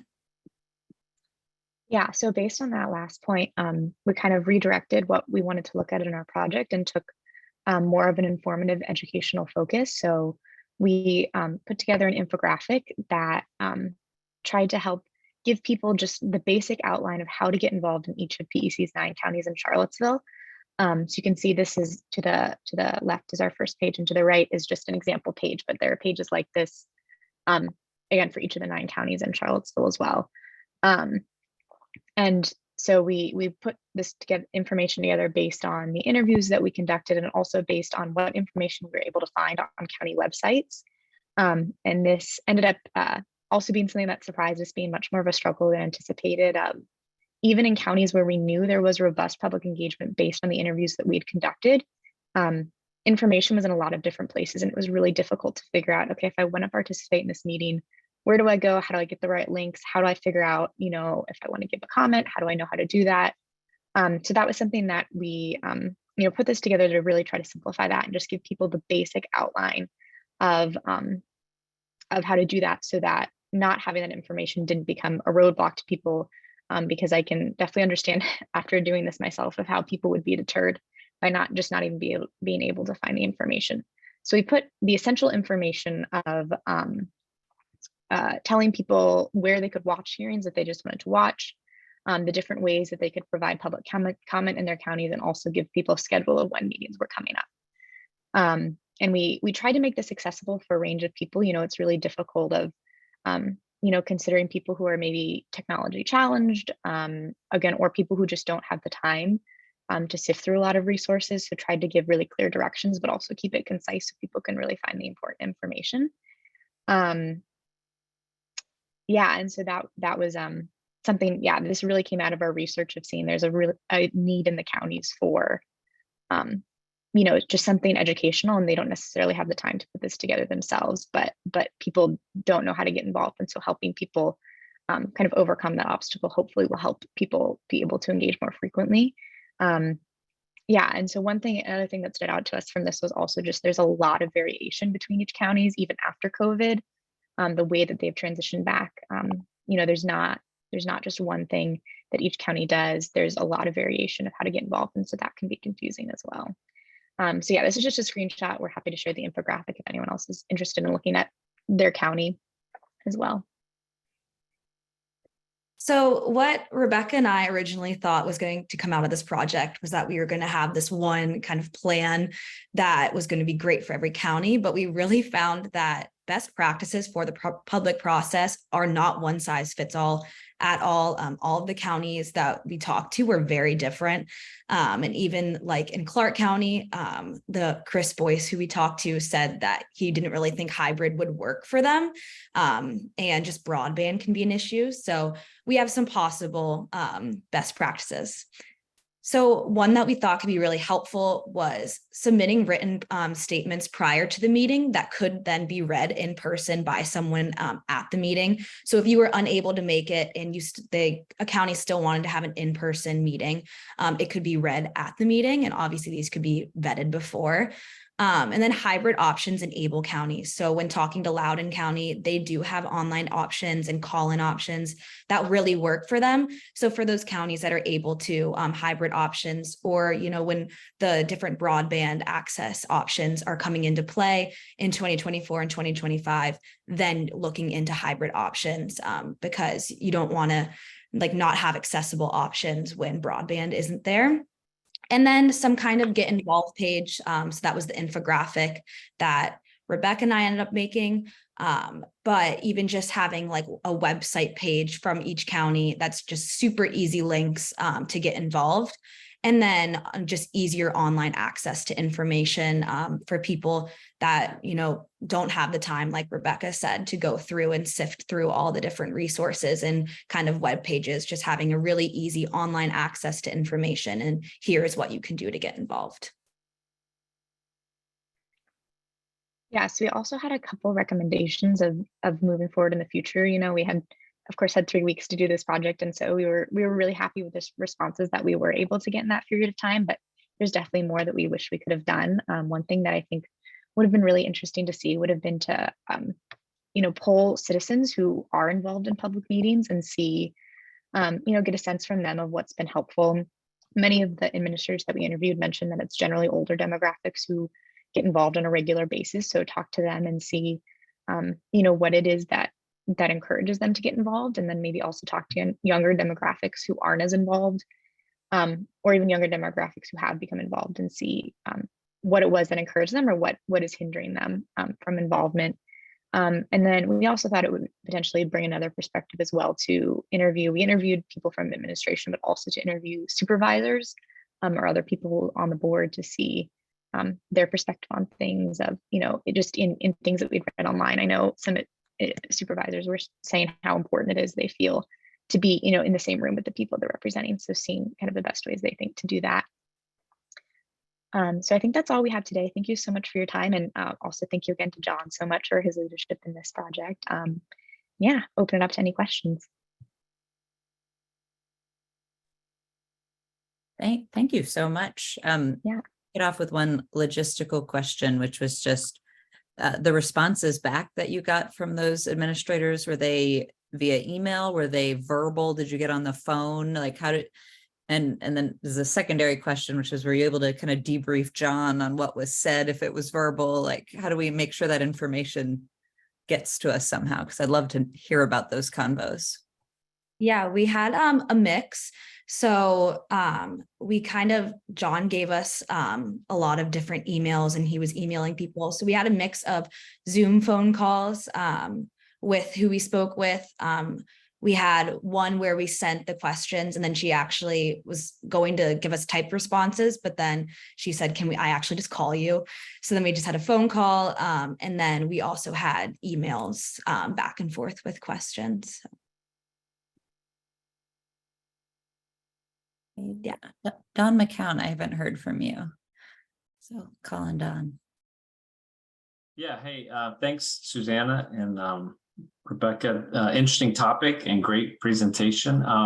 I was curious if y'all got any comments from administrators, or just if y'all formed an impression if county decision makers tend to weigh how they might weigh written comments versus people who show up and speak at a meeting versus maybe like, PEC's kind of every action sort of automated or boilerplate kind of comment letter. Because I've heard comments from county administrators about that issue. And I'm just wondering if y'all formed any impression or got any useful comments in your research. Yeah, absolutely. One thing that this particularly stood out when we were putting together the infographic is, and kind of came up in our recommendations too, is a lot of counties have a way to provide written comments that you can provide ahead of time, but they're not necessarily read aloud. And so there's not really like an assurance that they are getting read. The website's like, well, submit your comment, it'll get passed on to the supervisor. And so that is something that some people have expressed of, I'm not sure that my comments getting read. I'm not sure that it's accessing the right people. So that's definitely a challenge with written comments as well. But I think there is something to be said for taking the time to be there and being able to say things face to face, whether that's virtually or in person. So yeah, that was one of the recommendations that came up for us, is potentially having written comments that can be read aloud. I think also a lot of counties, or at least some counties that I encountered that have written comments or even in-person comments, kind of have some way to screen them or have a cap on them, so they ensure that they're they're relevant and pertinent and helpful comments as well.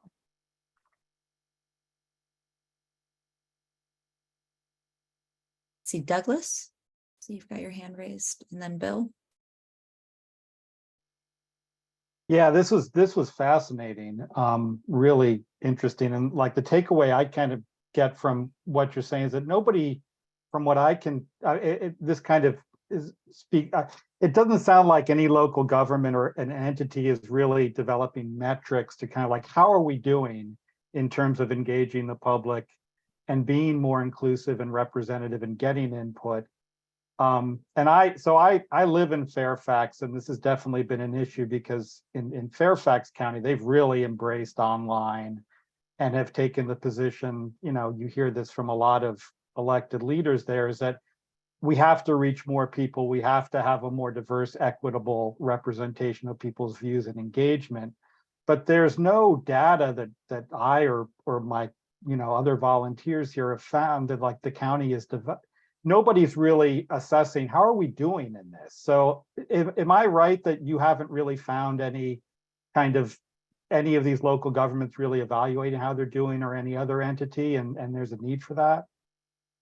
Yeah, one of the questions that we asked each of the administrators that we interviewed was, what are the demographics of people that are getting involved, to see if we could find any trends there. And maybe Susannah, you can speak to this as well, but at least in my experience, a lot of the interviews I conducted, a lot of interviews didn't really have a prompt response to that, or it was kind of well, I think based on what I can remember, they're not really tracking it. It's just, I think I remember these people coming. So there are a couple counties I think that are tracking it, but overall, yeah, there's a lot of administrators expressed feeling like there's just not a lot of people showing up. But then the people that are showing up, that could definitely be in need of tracking actually who's coming and why they're coming. Yeah, I don't think we ever got any specific numbers. There were a few where kind of like the big, more, I guess you could say like important meetings, they said, oh, well, this meeting, we know we had 80 people show up. But whenever we asked the demographic question, it was kind of, well, we see these people, and sometimes at this meetings, we see these people, but there were no specific answers. But I think definitely counties can tell that they don't have the engagement that they want to be seeing.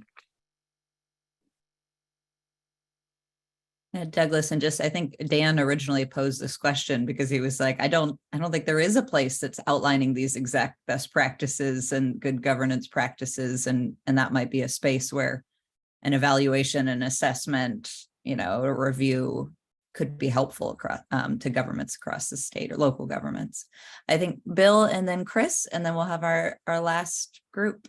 So Bill. Great work. Very, very useful, very, very topical everywhere. One question was if any of the folks you talked to mentioned pop-up events, and if you are aware of PEC counties using that, it wouldn't necessarily be for a formal public hearing, but if there's an initiative where county city staff want to engage the public on a particular initiative they're doing, and both educate and get feedback, being at a farmer's market, or I've seen them where they've even gone to places like laundromats and had staff there for a few hours, or a popular supermarket, and it's a great way to get different folks than the ones who usually go to meetings. I was wondering if that came up. Yeah, that did, at least I can recall, I think in one, maybe two of our interviews, one of the administrators mentioned how, it's a lot easier easier in some ways to go out into the community and to get the kind of engagement you're looking for when you can actually go out, if something's going to impact one neighborhood, going out to that neighborhood and talking with them about it, you can get a lot more engagement that way. But of course, that can't happen for every issue. Most places just don't have the resources for that. And so the challenge, that they mentioned with that is then, getting people to kind of come back the other way. They can go out to them, but then getting people to come out to hearings and express their opinions as well is kind of the other side of that struggle.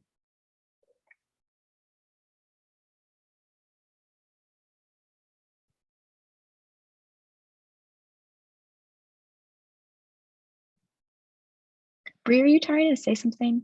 I thought I was off Okay. mute, but Chris, Chris, on to you. You're the last question or comment. Well, it's interesting because I think a lot of this is probably focused on the statutory minimums. Certainly the Freedom of Information Act is, what's required in terms of public participation to meet the minimum standard. And what Bill's positing is part of much broader engagement to address the obviously limited audience that participates directly in public hearings and in those statutory minimums. And it's an interesting spectrum, and it gets to, democracy's limitations, especially in local government. It's a very much an example of representative government. And then the question is how to find out what the public as a whole thinks beyond elections, and surveys are part of that. A lot of counties are now running repeated surveys over many years that gives them sort of a trend line. I think pop-ups and other engagement sessions. During the Loudon Comp Plan review in 2019, we found that the process they had set up kind of underwhelmed folks, and they were missing huge amounts of information. So I think we literally went out and created our own, and we've done that in other instances as well. But that tension between what the minimum is and what ought to happen is probably what we're talking about. And it's an interesting interesting question. You know, the essence of PEC's land use practice is that we are helping people participate. And so this is really important input. And I think it'd be nice to sort of see how we can expand on it. I think it's a really good starting point, and appreciate all the hard work that went into it. And thank you, John, for facilitating getting them started. Yeah, I know Rebecca and I said we could have gone on for months interviewing people and talking about this. So it definitely is something that can continue to get a lot of attention. Yeah. Very good. Thank you both. And I think without further ado, we have Julia, Tracy, and Maggie Forsyth. You guys can bring it home.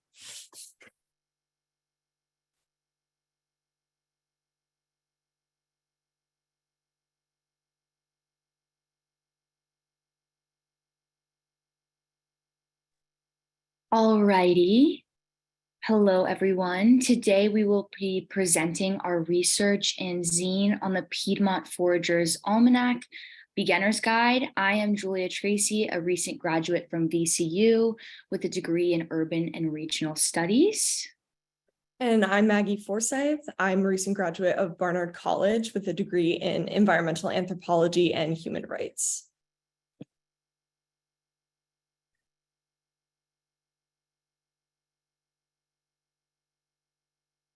Next slide, Maggie. Did it not switch? No. Interesting. Sorry, it switched on my screen. Hold on.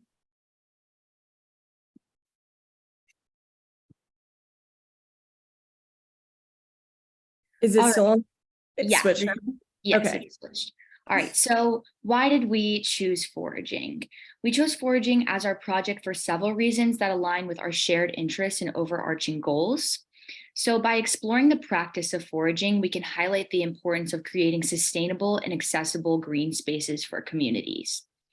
And by educating safe ways to forage in the Piedmont, we aim to inspire a deeper appreciation for the environment and encourage individuals to adopt more sustainable lifestyles, harmonizing with nature rather than depleting it. And lastly, focusing on foraging and its historical significance, we hope to shed a light on the importance of equitable access to green spaces and advocate for environmental justice initiatives that empower these communities to reconnect with their cultural and environmental heritage.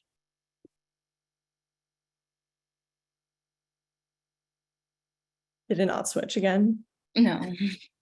It didn't. Okay.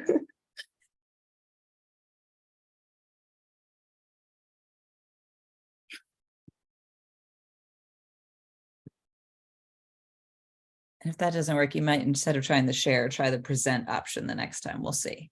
Yeah, I'm sorry this is happening. Hold on. Is it switched now?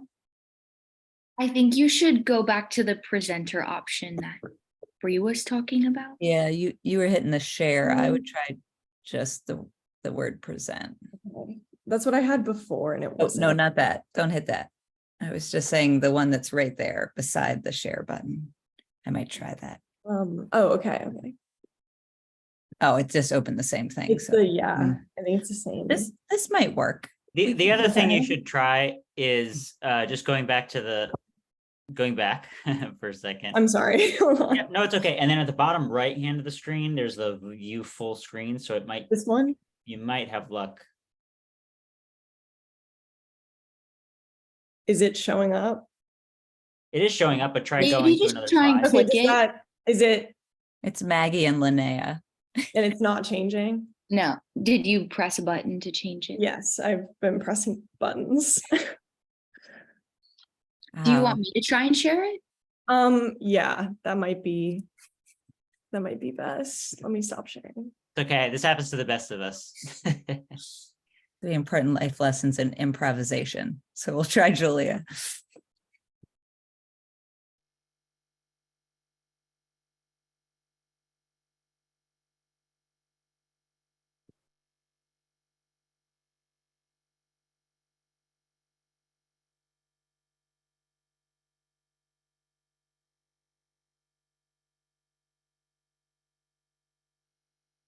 Just out of curiosity, is that Google Team? Is that Teams? Is that Microsoft Teams they're operating on?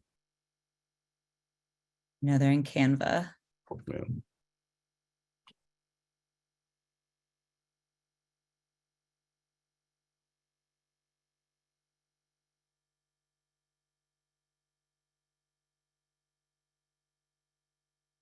Now you might be able to hit that little advance button, yeah, in the bottom. Success. Yeah, it's working. Maggie, it might be your browser. Let's see. Okay, Julia, and now you're muted, so we'll have to bring you off mute. All right. So these are our lovely mentors, Maggie and Linnea. They provided us with great knowledge about foraging, and we just wanted to shout them out and give them a big thank you because we couldn't have done it without them. So for the research process, we started by interviewing some foragers who were knowledgeable about foraging edible plants in the Virginia area. And actually on the last day that we were in Warrenton, we went to go see one of Julia's connections, Teresa Boardwine, who runs the Green Comfort School of Herbal Medicine. And that's a picture actually of the two of them in the upper right corner. We went to her yurt and her house, and she was really helpful in guiding kind of where we wanted to go with the research when we were first starting out, because it's a very broad topic. And she gave us some suggestions about plants to focus on. And we also talked to her about why people are more interested in foraging now. And after talking with Linnea and Maggie some more, they gave us some more connections in the Virginia area to talk to who are really knowledgeable about foraging. And we talked to Colleen Bryant from Wild Roots Apothecary and Zoe Bergman from the Virginia Department of Forestry. And both of them really helped us solidify a list of plants that we wanted to include in our zine, and also helped guide us in the ethics of how to sustainably and safely forage in the area and inform us of things.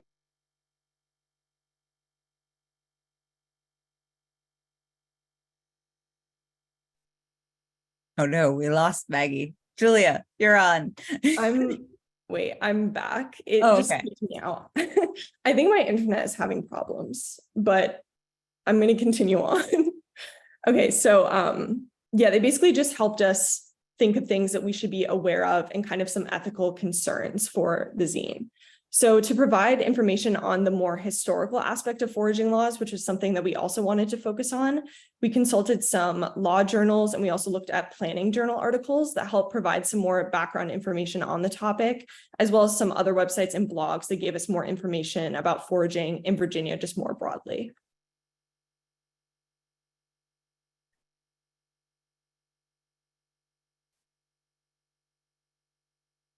So if you're unfamiliar, you might be kind of asking yourself, what is a zine, which was the medium that we chose for our project.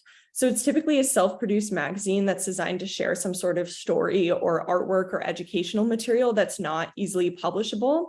And it has a history of being used in marginalized or isolated communities as a way to get information out there or share things with the world without having to go through a more formalized or institutional process.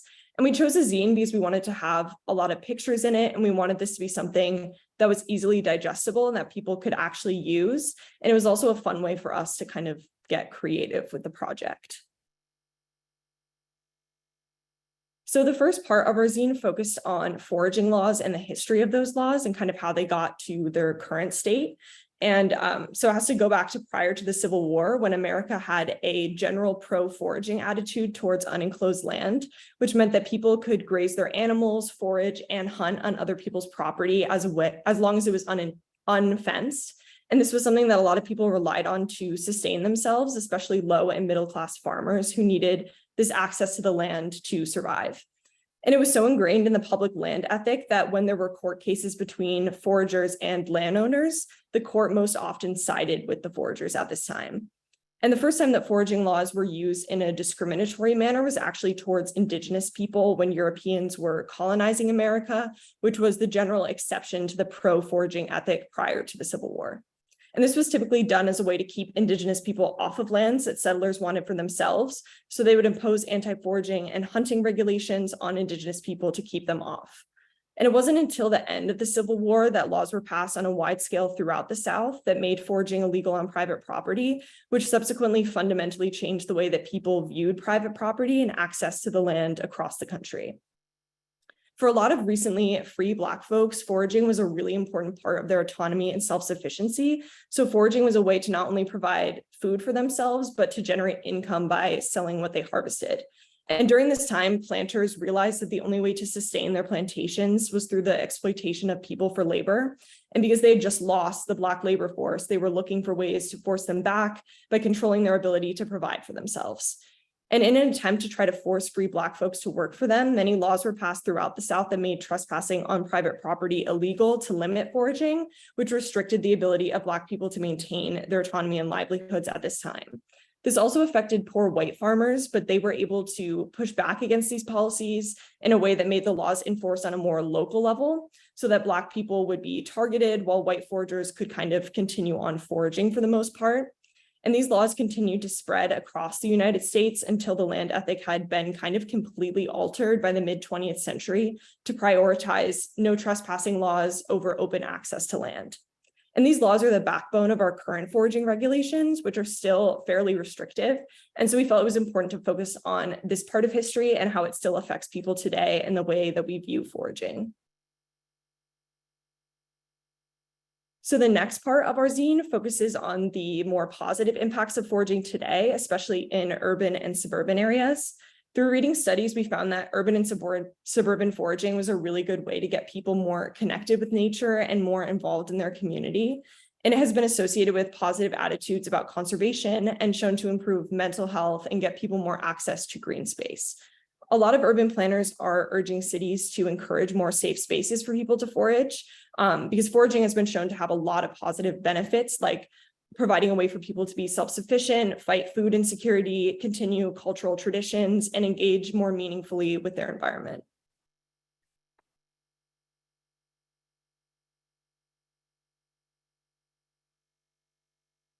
All right, so here is the list of edible plants that we have chosen. And I'll just go through the list real quick. So this right here is chicory up in the right-hand corner. Next to that, we have pawpaw. Below pawpaw is dandelion, violet, and then autumn olive and wineberry.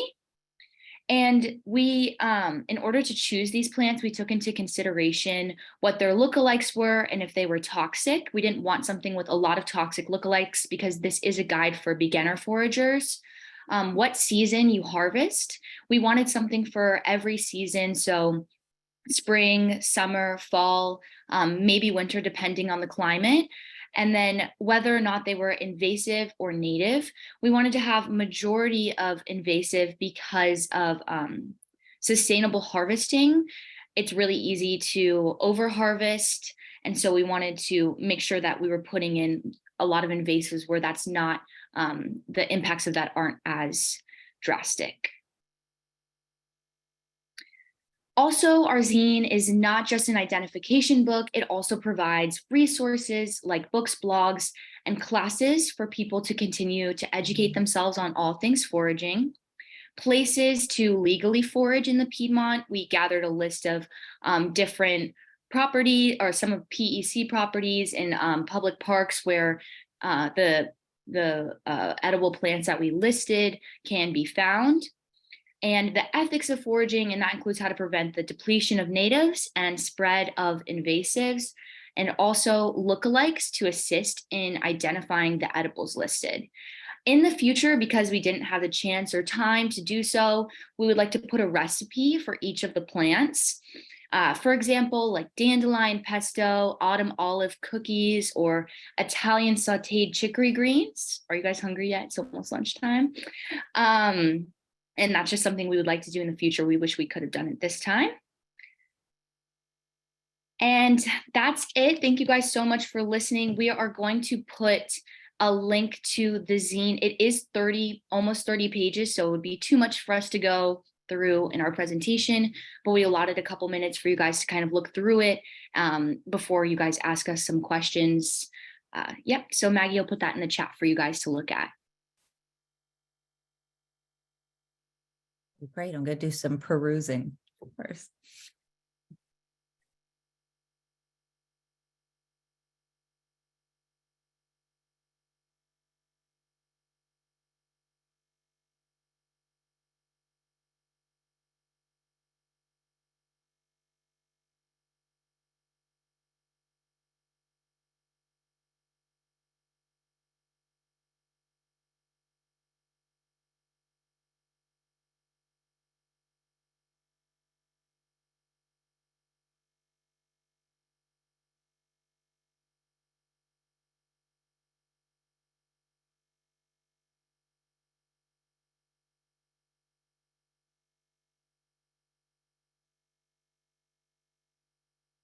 As folks are looking through, I think I can keep using that question because I've been really interested in the answers, the sort of like, what was for each of you something surprising that you discovered during this process, from the micro to the macro? I felt like one of the most surprising things was that I didn't know about, I was aware of how foraging restrictions were put in place at the end of the Civil War, but I didn't know kind of how different people's understanding of private property was like prior to the Civil War. I wasn't aware that so many people were just okay with people coming on their land to hunt and forage, and that was just something that was widely accepted and nobody really seemed to have a problem with, and how much that has changed since the introduction of those laws like hundreds of years ago. Yeah, and something really interesting that Maggie brought to my attention was plant literacy. It's really interesting how, most people can't identify plants. And so that's why we really enjoyed like giving super easy readable plants to identify. And they can all be found in your own backyard or lawns or anything like that.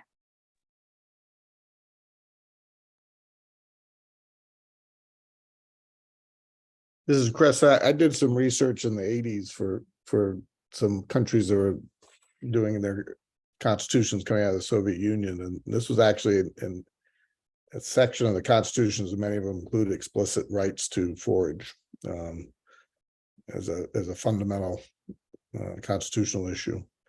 So it's not, at least in the European context, it's something where the cultural norm is trying to be incorporated into law. So might be worth looking at that as you go forward. And Rebecca, see you've got your hand up. Yeah, I'm just wondering, I think it's really cool that a lot of the plants that you all used in the guide are invasives.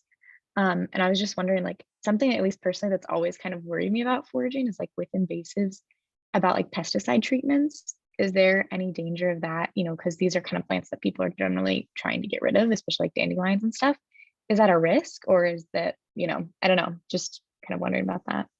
Yeah, so we've had it, it's in one of the pages in the zine is to not forage near railroads or major roads where they may be spraying pesticides or other chemicals.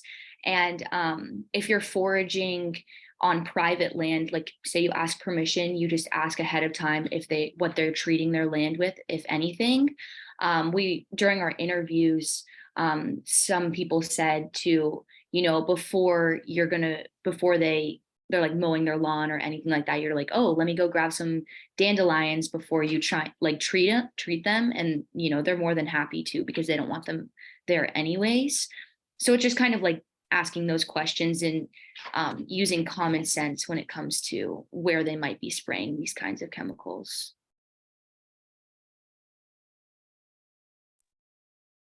Great question. Anyone else? Some of them might be lost in the zine. Hi, this is Gerhardt. I do not know how to raise my hand.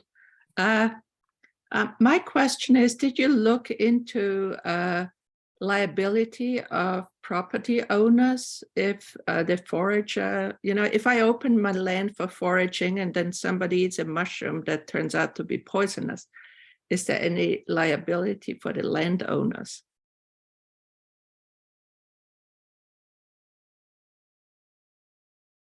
Julie or Maggie, was that something you encountered at any point in your reading? I didn't see anything about that.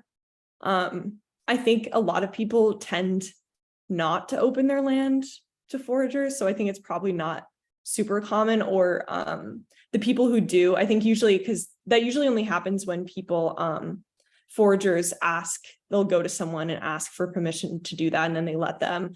But usually the people who are willing to go ask for permission, I think, are very experienced foragers or like are really into it. So probably the odds, I don't know if a case has ever happened like that before, but that is something that could be maybe a concern. Well, it just comes up because if I open up my land and let people ride on my land, they all have to sign a waiver before they're allowed to do that.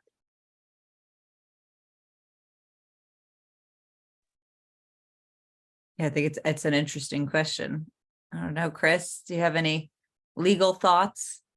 You know, that the right to exclude is one of the fundamental issues in real estate and property law, and it's also a very formative point in British common law that was being debated in England right at the time the colonies in the United States were starting. So I think it's, you know, it's still an evolving topic, and we still have new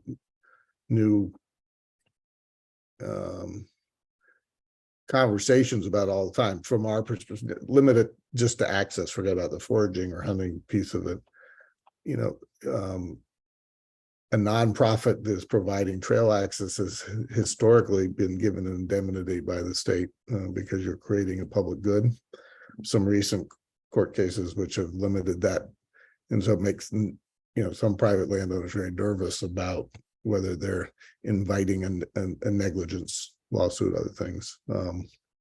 So it's not necessarily anti-foraging. It's mostly concern about maintaining what property rights we've identified. And it gets really tricky in the West, where many of the lands are actually publicly owned but privately managed. So BLM lands, things like that, and who sets the standard. And then you get into sort of how you manage commons. That was the issue in England during the 1600s, and the argument was around efficiency and responsibility. There are still common areas in England and Wales, and I put it in the chat that might be well worth looking at, because they have, you know, 400-year histories, and there's probably some best practices that have come out of that experience. And I'm sure that's true in other parts of Europe and around the world. So this is a really interesting area. Like, what do we do to encourage connection and participation and joint management? Not an easy concept, and obviously a lot of different ways you can think about the management of, you know, commons, like offshore fisheries is a great example. I mean, it's essentially the most wide open system, and yet it's got very complicated regulatory regimes.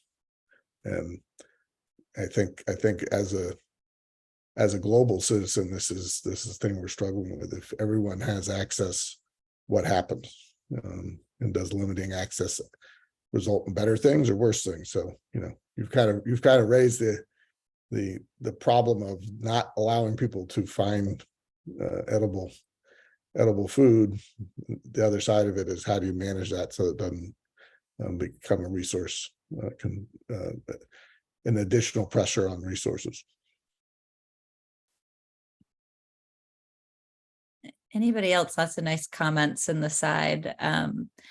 This is reminding me, for all of you fellows who have a product for the staff, just so you know, the fellows have all been sharing kind of their presentation slide decks and deliverables with Robin and I this morning. For the fellows, I'd ask particularly on things like your slides or design pieces or something in Canva, if you can make sure to, again, share those in a way that it also gives us edit rights in some fashion. So in Canva in particular, I might give edit rights to Marco. But in a lot of those other documents, you might go ahead and give me edit rights, in part so that oftentimes we'll get fellows products that are like 90% of the way there for us to be able to share or use or leverage in some fashion, but we'll have to tweak a word or add a thing or do something. And if we don't have those edit rights, then they stay kind of behind closed doors. And I think part of the goal for some of these products is that this stuff could be used publicly and can actually enhance the public conversation around a lot of these subjects. So I really thank all of you. And then Chris, I think you're about to be able to take you off mute. I think I'm going to kick it over to Chris for just a couple closing remarks. And then again, the fellows are going to join with Robin, Marco, Hugh, and I a little bit this afternoon. So it's not a final goodbye, but it's final kind of group goodbye. Yeah, I want a great set of presentations, and you know, I think you understood the assignment, and that's always a really good example of the range of perspectives that we hope are coming in through the fellowship program, and then also the broad diversity of issues that we get to think about at PEC. So I hope collectively you've had a great experience, and that individually you've found something that has helped you think about your future work and is going to inspire you going forward. And I really appreciate, I've said this to you all before, but I really appreciate how much you've put in, and the fact that you've clearly made an effort to work with your teammates and your classmates to make this as meaningful as possible. I want to thank our sponsor, the Mousetrap Foundation.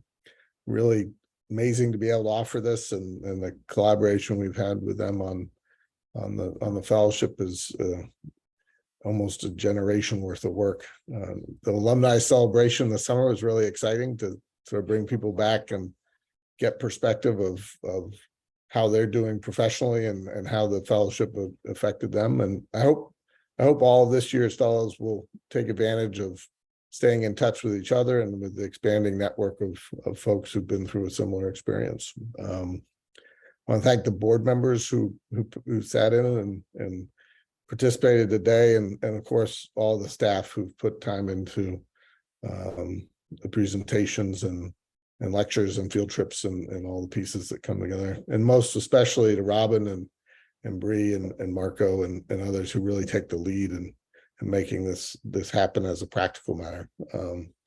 It's an amazing amount of effort that goes into it. I think the results are really worth it, and just thank you so much for being part of it, and we look forward to your future success of hearing about it and hopefully benefiting from it. We're pretty we like it when we get the net result. So please stay in touch and let us know how you can be part of the bigger effort of making the world a better place.